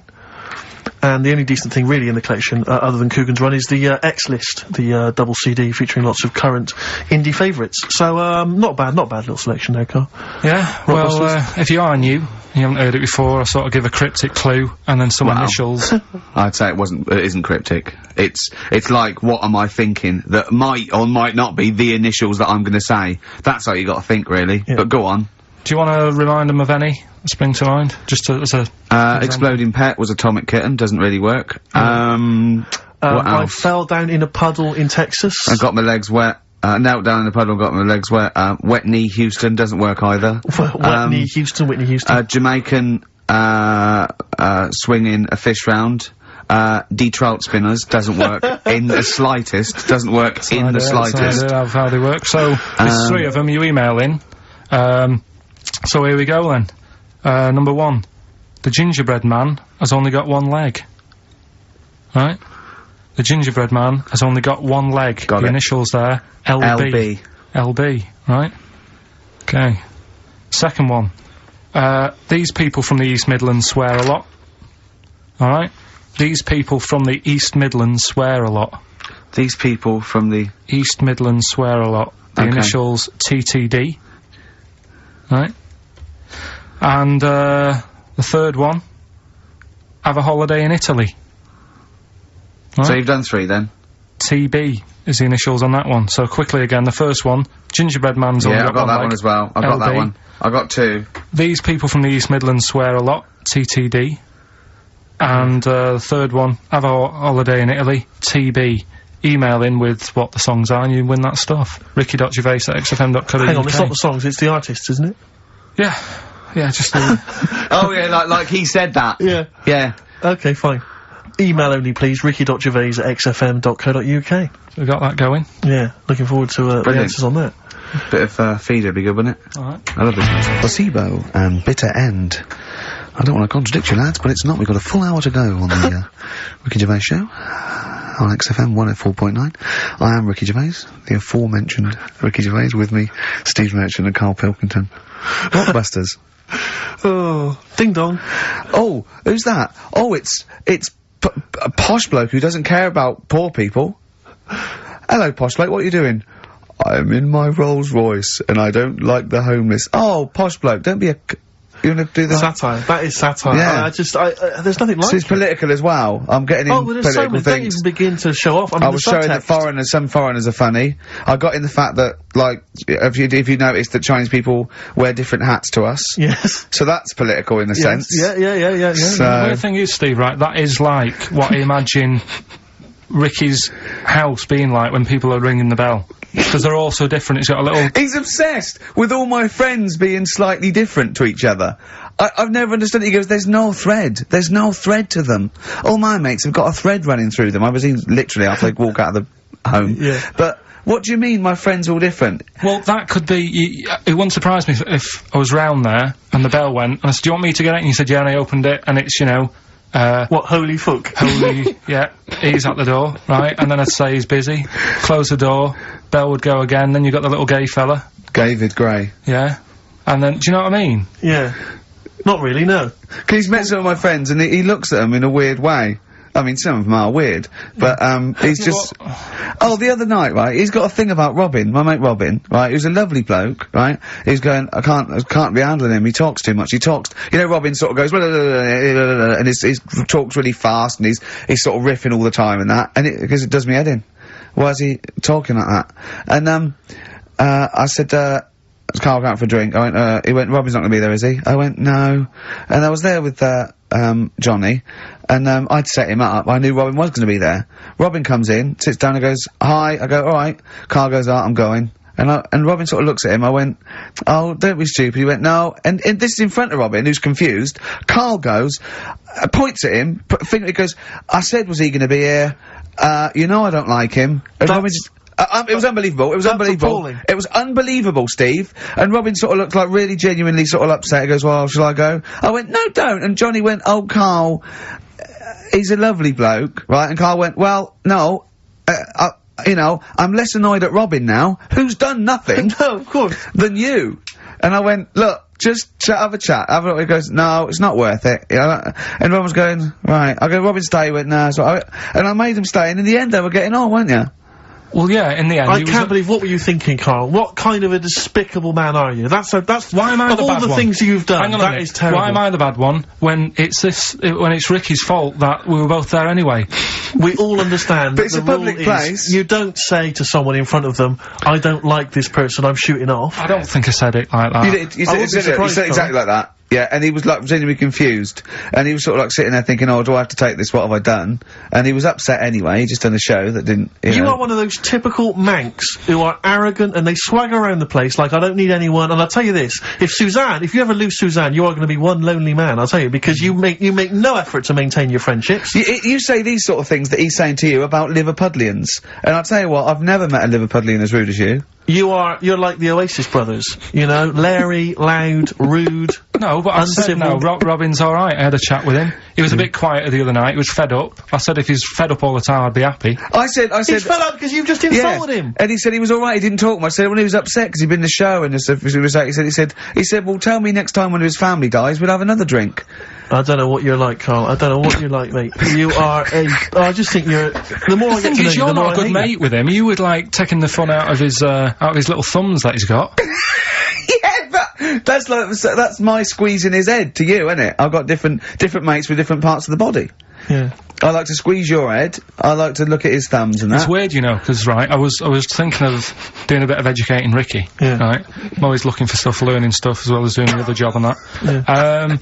And when we went out with Robin, and, what does this mean to anyone? Yeah. I'm just having a conversation about people they don't know. Go on. Well, it's enough, innit? His name's Robin, he's got really small thumbs, right? He looks a bit like, Millhouse, doesn't he? That sums it up. He's like Elephant Man, you know what you get in there, right? Robin, he's got little thumbs, right? So I came I wonder if he's listening. I wanted to do some, research, and I thought, I wonder if there's anything on small thumbs, right? I found something. Do you know the saying, rule of thumb? Oh, is it an inch? Well, do you know what the saying means? Is it hitting your wife with a stick? Yeah, Okay, apparently. come on, explain. Well, rule of thumb, you know what that saying means if someone says... Kind of, yeah. Well, it just means... a rule of thumb, it's a general rule. Yeah, exactly, yeah. Right. Well, where it actually came from is, years ago, husbands weren't allowed to sort of clout the wife with anything. What was it like in the past? I know, You yeah. couldn't clout your missus. With anything wider than your thumb. The stick had to be the same, no bigger than your thumb. I know, So I was a thinking bit- so a big Robin bloke- could do no damage if he went out with anyone. Yeah, although his is wide, he's got a little thumb like a little knob, isn't it? It's like it's truncated, because it starts off normal. It looks like he's had, his big toes put on his hands. Does he have to drink a pint with two hands? Yeah, yeah. And he's dropping stuff all the time. Can I just go back to the rule of thumb thing, though? The idea... What date was this? I'm not asking Karl, I'm looking at Ricky, because you're not going to have any idea, Karl. It's just going to be the past. Yeah. But I like the idea that... I think it's the same sort of day where, I don't know, you got hung for being homosexual and you could shoot I a just love Welshman. the idea that there's blokes beating their wives with shovels, logs of wood, and someone's gone, hang on a minute, everyone, Hold on, this is wait crazy. a minute. Let's have a look at your thumbs. What can we do? Wait a minute. We've got to have some kind of rule here. I'm all for beating your wife, but let's have some kind of rule. Let's give him a sporting chance, Yeah. surely. He goes, well, I'll tell you what about you can hit her with the width of your thumb? And the wife goes, make it the width of his knob. I go, no. He no. slaps her again. Yeah, yeah. Width of your thumb. Alright. Better?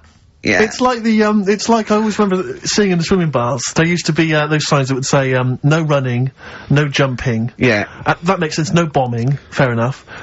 No petting. No petting. It's like you're not allowed to kiss. In Yeah. the swimming Yeah, baths. but- And I love the idea that it's probably some kind of lifeguard who sort of maybe saw his ex-girlfriend getting off with some bloke in the water and thought, Yeah. oh, bloody hell. Right, there's no petting anymore in here.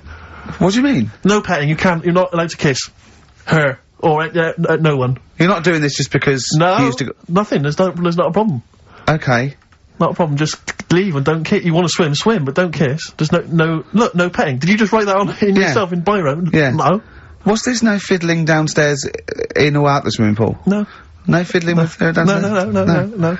Right. It does annoy me though. I was saying to Ricky the other night when we were walking somewhere. No people taking her for a drink afterwards. You can't enforce that. people who kiss and that in the street. That annoys me. yeah, people showing their affection for one another. No, they can hold their hand and that. Yeah. Sure. But it was just... Yeah, that's I annoying. agree. I agree, yeah. I see two people eating each other, like, in a restaurant or something. Two people eating each other? You know, snogging in right, public, okay. yeah. So that's that. Answers for Rockbusters, are we doing them now? Yeah, well, come on then. Well, Well, no, I think let's play a record, let's come back with answers apparently for we've got Rockbusters. what about a bit of Cure? Do you want a bit of cow? Yeah. So we're gonna go wrong. We're gonna go wrong. Ding dong. Oh, here you go. Oh, it's a fat fellow with lipstick. Hello. Is he not? A Forest. The Cure.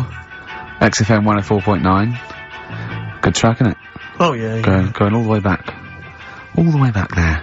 Wow, Rockbusters. The results. You've had a few real answers, proper answers, I hear. So, either I'm wrong, or people do think like you. I've got two of them. What are the clues again? Right. First one was, the gingerbread man has only got one leg. I got that. That was LB. Limp Bizkit.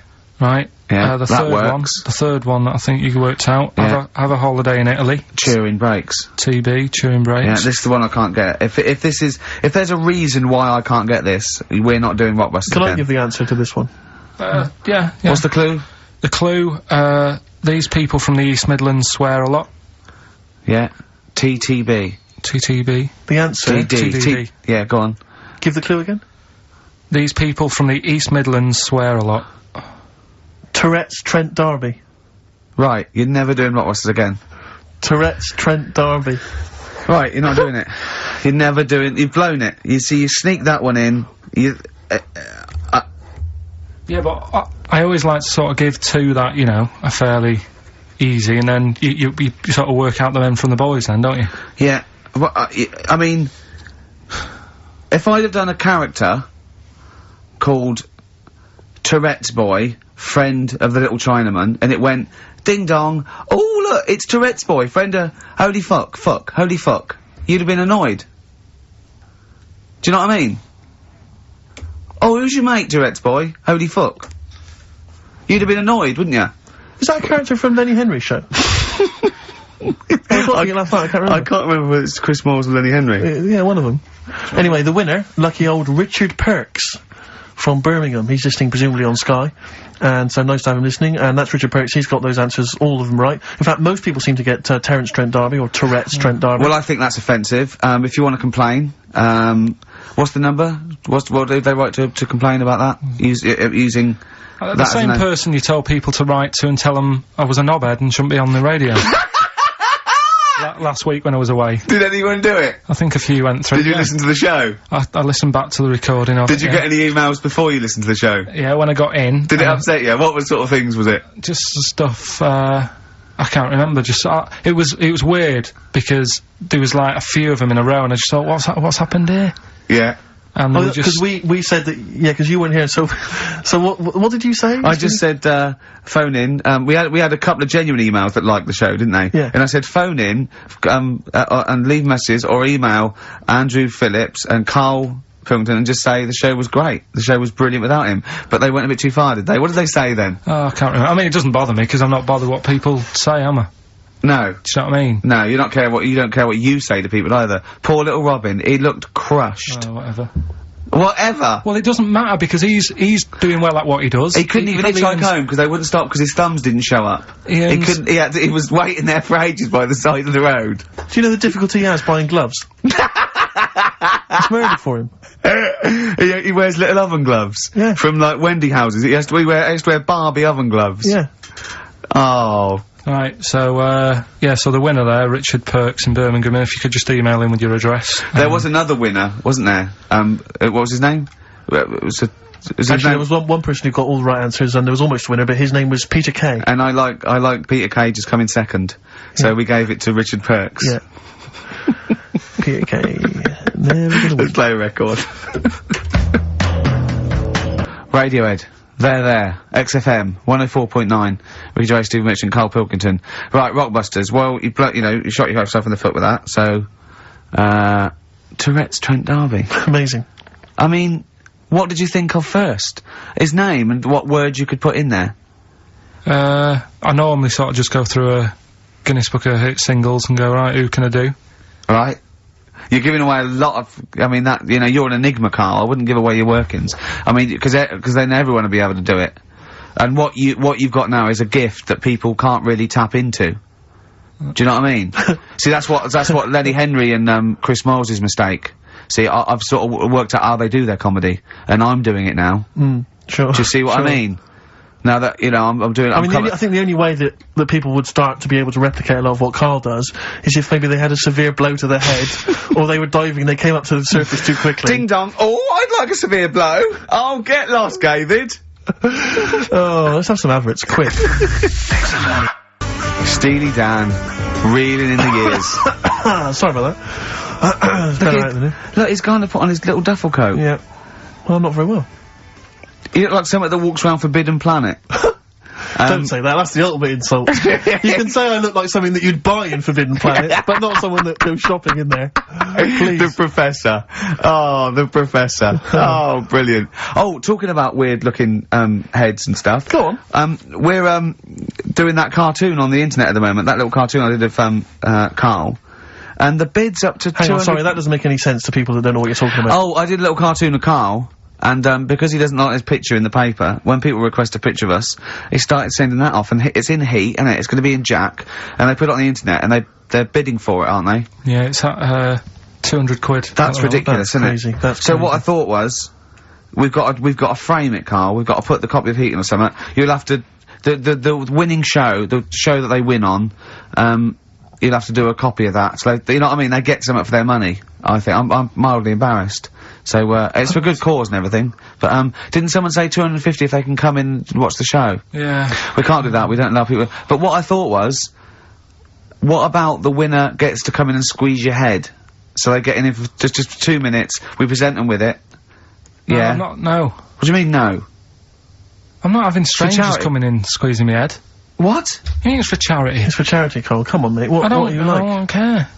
I'm not doing that. I think even an ill person would say, no, it's alright, I'm not that ill. What do you mean? You don't have to have your head squoze for us. Squoze? Squoze! You don't have to have your head squoze! Alright, let's move on. So how do they bid then? How will they know they won? xfm.co.uk/Ricky, you can see the picture on there. If you're interested, if you think it's worth more than 200 and you've got some money, then you send an email in saying I'll give you, 220 quid or something. But are you not going to let them squeeze your head? So we get someone here, the art department here, we'll frame it up, I'll put a little note of, like, authenticity, yeah. Brilliant. A picture of us. Can I have a real picture of you? A little Imagine David Dickinson examining that in a couple of years' time. This is as cheap as chips. Yeah. You can sue him then, because he ripped off your phrase a little bit, didn't he? You've been done here, mate. You have more money than sense. 220 quid. I'll tell you what, have we got monkey news today? We might not get to it, mate. We are running out of time. No, we're doing it. What do you mean, we're doing it? The show isn't complete without it. I'd rather drop adverts and stuff. Well, I'd rather drop adverts. No, we're doing monkey news. Do you want it? Rick, my concern is that if you put monkey news on the subs bench, it's going to be like David Beckham. Yeah. He's going to have his eye wandering to other radio stations. Yeah. And look what he's doing. Yeah, he might be leaving off to Real Madrid. I might take monkey news off to Radio 2 or something. Yeah. Right? So don't believe in monkey news. I imagine if they're listening now, they're probably going to call you and go, Karl, were you serious about bringing monkey news to Radio 2? Because the check's open. Well, do you want a bit now, or what we're doing? No, I wanted you to tell Steve about your holiday. Because you told me in the week. Go on. Steve, I mean, bad idea. I had a feeling anyway about, going away with, like, Suzanne's mum and dad. Because I've never been into sort of family holidays anyway, right? Even when you see it, whenever I've been on holiday and you see, like, families on planes and that, and they're all having a laugh and a joke, loving it, and then on the plane going back, you can see that they've gone off into groups, and, like, the dad isn't talking to the daughter and all that business. So I thought, asking for trouble, but, I do everything once. Do you know what I mean? Boxing, dancing, going on holiday with parents and that. Yeah. Give it a go, see how it goes, right? So, not your A-levels, but fair enough. It started off, it started off bad, didn't it? Because last week I told you that, our dad called us up and said, I want to take some tea bags with us to Madeira. Yeah. What's the best way of packing them? Yeah. Right, so I knew there was going to be problems like that, because the thing with, Suzanne's family, right, they like having a routine. They know what they're doing every day. They know what they're having for tea every day. It's the same thing every week, and stuff like that. Yeah. So I thought this is going to be interesting, because they can't do what they normally do. Sure. Right? I love it. I love you treating it like an experiment. Yeah. Right. Just watching them all the time. So, the first problem was they'd never flown before. So I was winding them up a bit. Saying, it's murder. It's really horrible. Plane goes all over the place. And a mum had done some research saying, well, I've been reading about it, and, what, she got a funny accent? More people, there's more chance of me being killed on a donkey than there is on a plane. So I upset her. I said, right, when we get there, Spain. I said, when we get there, let's see if there's any donkeys on the beach. Yeah. Right? And she didn't like that. So. Oh, what? The joke about you hoping she died? Yeah. Oh, what's up with her? Right, so we get there, and, they see the villa and that, they're quite happy with all that business, right, and all that stuff. And then, as time went on, I was getting a bit sort of fed up with them being around us all the time, because I think you should have your own time when you go on holiday with the family. You should say, right, you go off and do your thing, we'll do our thing, and we'll meet up later and talk about what we've been doing and stuff. Anyway, so it gets to, like, the Thursday. We've been away since Monday, right? And, I said, right, we're going out tonight. So, our mum says, yeah, we'll come with you. I said, no, it's just us, we're having a bit of time on our own, right? Is it true you said to her, you told me this, you said to her, you started to annoy me, I want some time on my own? Well, I told her at the start, I said, it's going to be interesting, this, because people annoy me when they're around me a lot. Sure. So I wasn't nasty to her, I just was saying people, not her. All right. Do you know what I mean? I'm just saying, you're gonna get on my nerves. So, you hailed a donkey for her. So, no, but, seriously, right, with the flying, do you know those stockings that you can get because of, deep vein thrombosis? Sure. She had them on in the cab. Brilliant. And it's only a 2-hour flight as well, so that was annoying me. Right, so anyway, it gets to this, you know, the Thursday night when I'm going out with Suzanne. Yeah. And, her mum's like sat on the sun lounger outside, so where are we going tonight? I said, no, like I said, it's just us, we're going out having a bit of time to ourselves. So, I could see as the day was getting on, she was realising that she's got a night in with, like, her husband, right? Her face started to, like, look miserable. Sure. I thought, I'm loving this. Right? So I said, right, I'm going in to go and have a shower, go and, get ready for the tonight, it's gonna be great. And winding them up, wind them up because they can't come, because he said they can't. Yeah. Right, so I go upstairs, have a shower and that. I come down, and, a mum's smiling. Oh, hang on. So I'm thinking, hang on a minute, what's gone on here? So I went to Suzanne, I said, why is your mum smiling? She's not coming. She said, no, but, my dad said he'll take her out now. So in a way, she was happy, because she got her own way, which annoyed me. That annoyed you, sure, because you wanted to... like, what, you don't even want her husband taking her out? Well, it's just the fact she didn't want to go out. She was happy to stay in and have sausage, egg and chips that they'd found from some shop that sold English food. Right. So that's almost like what they do if they're at home. Sausage, egg and chips. So she was happy with that if we were staying in and having that, but because we were going out, she was fed up. Right? So she's smiling, so she's going, yeah, I'm going out now. So I said, well, enjoy yourself. She said, where are you going? I said, well, it doesn't matter, does it? You don't need to know. Sure, you're not going to where we're going. Oh, you just don't want us to be in the same restaurant. So yeah, that's right. I said I want a night out on my own with Suzanne. It's our holiday as well. I don't know, I can talk to you about this. This is not even his own parents. This is someone else's parents. These are the parents of the woman he loves. But even Suzanne sort of agreed with me. There's only so much time you can spend with your parents. That's why you leave. That's why when you're ill, you don't go home to them. Yeah? Sure. Yeah. Of course, the slight difference between me and you, Karl, is that not everyone in the world annoys me. Well, not everyone does, just... I can see what... I felt a bit guilty that week when he said I was annoying him, but I realise it's not my fault now. No, everyone annoys him. Yeah. So, yeah, it was an alright holiday. It was good to get back. Brilliant. Won't be doing it again. So. No. And what now would you say is your relationship with Suzanne's parents? Is it a frosty one? No, I just think they know that I don't like to put up with them for a long time. Yeah. I mean, when we were packing, a man was upset because, like, she really liked the place where we were staying, right? Because it was quite a big villa, because there was a few of us. There was a brother as well with us, right? Yeah. So, our mum said, oh, I love it here. She said, I'm definitely going to book this place again. I said, it's a bit big for two of you, isn't it? Just being sarky, like, we're definitely... I said, because, you know, I won't be coming again. You're like, I don't know what you're like, Karl. You're a monster. You're an absolute monster. You're one of those people that goes, I says, I speak as I find, I says, and jibbered whap the wibble. Yeah. And never the way will slep. You're like a middle-aged man. You're like an old man. You're like an old man, and you're what, 30?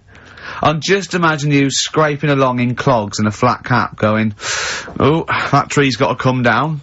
Yeah. Puncturing a kid's ball if he kicks it into your garden by mistake. Yeah. Refusing to give it back.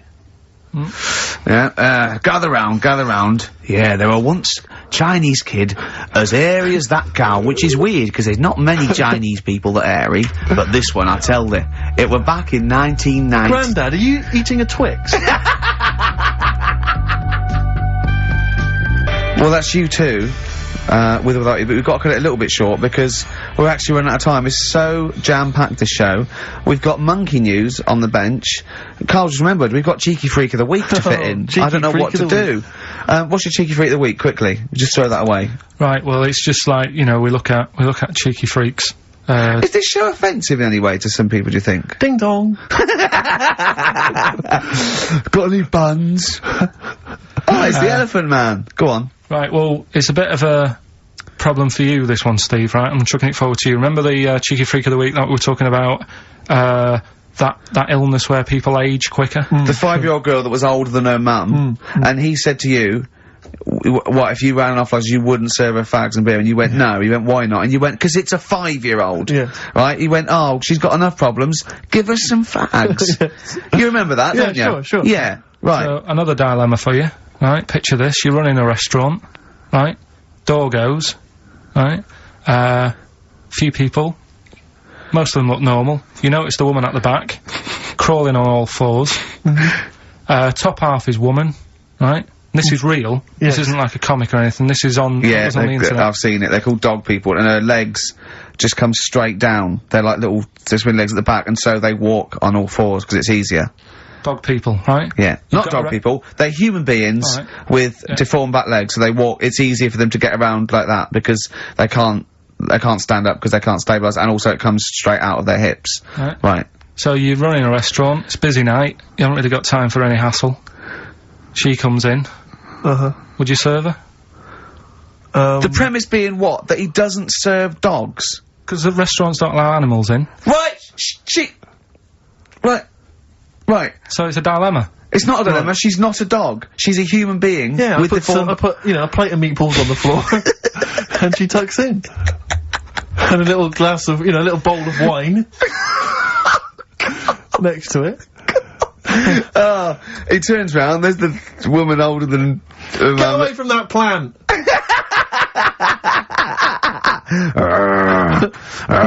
Is service included? Oh, dear. Okay, so monkey news, please. Alright then. Let's hear the jingle. Oh, chimpanzee that! Monkey news. Right. Now, before and again. Go on. Oh, chimpanzee that! Monkey news. Brilliant. Right? Right. Before I went away, I told you about Alfred. He was the monkey where there was a robbery going on in a bank. And then he nicked the robber's loot and backed out with a gun. Yeah, he sort of stole, he robbed the robber, didn't he? Yeah. Did he take his gun as well? He took the weapons, he took all the weapons. There was like a couple of robbers. He managed, because they were so amazed that a monkey was coming in, it was like— Don't talk shite twice. Right. Anyway, got a follow-up to that. Okay, now what was that monkey's name? Alfred. That was Alfred. So anyway, because a lot of people wanted to know, well, you know, what did he do? Did he go off and have a holiday? Did he— no. Right, so the follow-up is, what happened is, the monkey had the guns, had the cash, which was $250,000. Sure. Right? It went back to the zoo. Right? Right, Karl, you're talking shit. Ricky, I get angry with you when you won't let him finish his monkey news. Right. Can't we just get out the official Imagine thing? if people were interrupting Trevor McDonald. It wouldn't happen. I want to make sure I don't get anything wrong. No, of course not. So check the internet. So, the monkey goes back to the zoo, right, where all the zookeepers come out and go, get him, he's got the guns. Yeah. He hands out a couple of guns to his mates. What? Right. His monkey mates? His monkey mates, so they've all got a couple of guns each. Oh, Karl, Steve, I can't, mate. I cannot Just stand it. Honestly, I want to scream. Please, I really get annoyed with you. They tried to do him a deal. They said, how about if— I'm going. Tell him that. I'm not going. No, I can't. Step out for a moment. Okay, we'll just do it. Look, don't listen, step out and I'll paraphrase what I hear for you when you come back in. Step out. Now, please, I need to hear the end of this. This is monkey news. This is important stuff. Right. Right, Ricky now has left the room. He cannot bear to hear, which is surprising to me. Right, so anyway, so yeah, they've got the money, and they say to the zookeepers, how about, we give you some cash? Yes. And they go— Sorry, hang on, sorry, the zookeeper said that to the monkeys? Yeah. Right. No, the monkeys who have got the £250,000— Right. say to the zookeepers, we'll sort you some money out if you let us go. Sorry, the monkeys say to the zookeepers, we'll give you some money. Yeah. You don't see any problem with that? Right, listen. Okay. It's nearly finished. Right, I'm listening out there. This is ridiculous. What do you mean the monkeys say? What do you mean the monkeys say to the zookeeper? They were probably holding the money out, like, kind of going, look, you know, we'll do your deal. Right, okay, come on. And what happened is, I think they were happy with that. I think they left, and that was that. They wanted to get out of the zoo, because they didn't like it in there. There's the thing. Right, I don't— Just have a look. Right, Karl, think. Right, how did they get out in the first place, this one? just let Steve have a... So why did he go? So he went and robbed, he thought, what, he knew there was gonna be a robbery that day, did he? He might have been getting some money before they went to escape, and then that happened and they had more money. They might have been withdrawing some stuff out. What do you mean? No. If he was planning on leaving the zoo, he's gonna get his savings. What are you talking about? What have you read there, Steve? I've got a feeling this is a review of one of the Planet of the Apes films. I think it's Escape from the Planet of the Apes. I'm not certain. It could be Beneath the Planet of the Apes. Right, I mean, Karl, think, please think, right? So this monkey, right, he leaves the zoo, right? So he leaves the zoo, which he can do, presumably, what, they leave him the keys or what? They're chatting to him, they might as well. He goes to a bank, what's he thinking of doing? Sees a robbery, probably by chance. He probably wasn't tipped off, was he? Or has he got one of those police scanners? Probably got one of those police scanners. Well, I think he was going to the bank to get a mortgage to build slightly. I think he wanted an extension, didn't he, on his cage? Think of that. And so I love the fact that he hands out the guns and they do a deal. It's honestly, you've got the best mind working on radio today. It's incredible.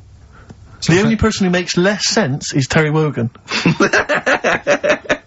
Oh, he goes up and down, doesn't he? I can't understand his sentences, because I don't know... No, it's like freeform poetry. Yes, I don't know whether it's the end of a sentence, in the middle, is that a new one? Yeah. Yeah. Yeah. But let's have the jingle again, a record, and then we'll probably have to wrap up the show, I imagine. That was... Oh, chimpanzee, that monkey news. Well,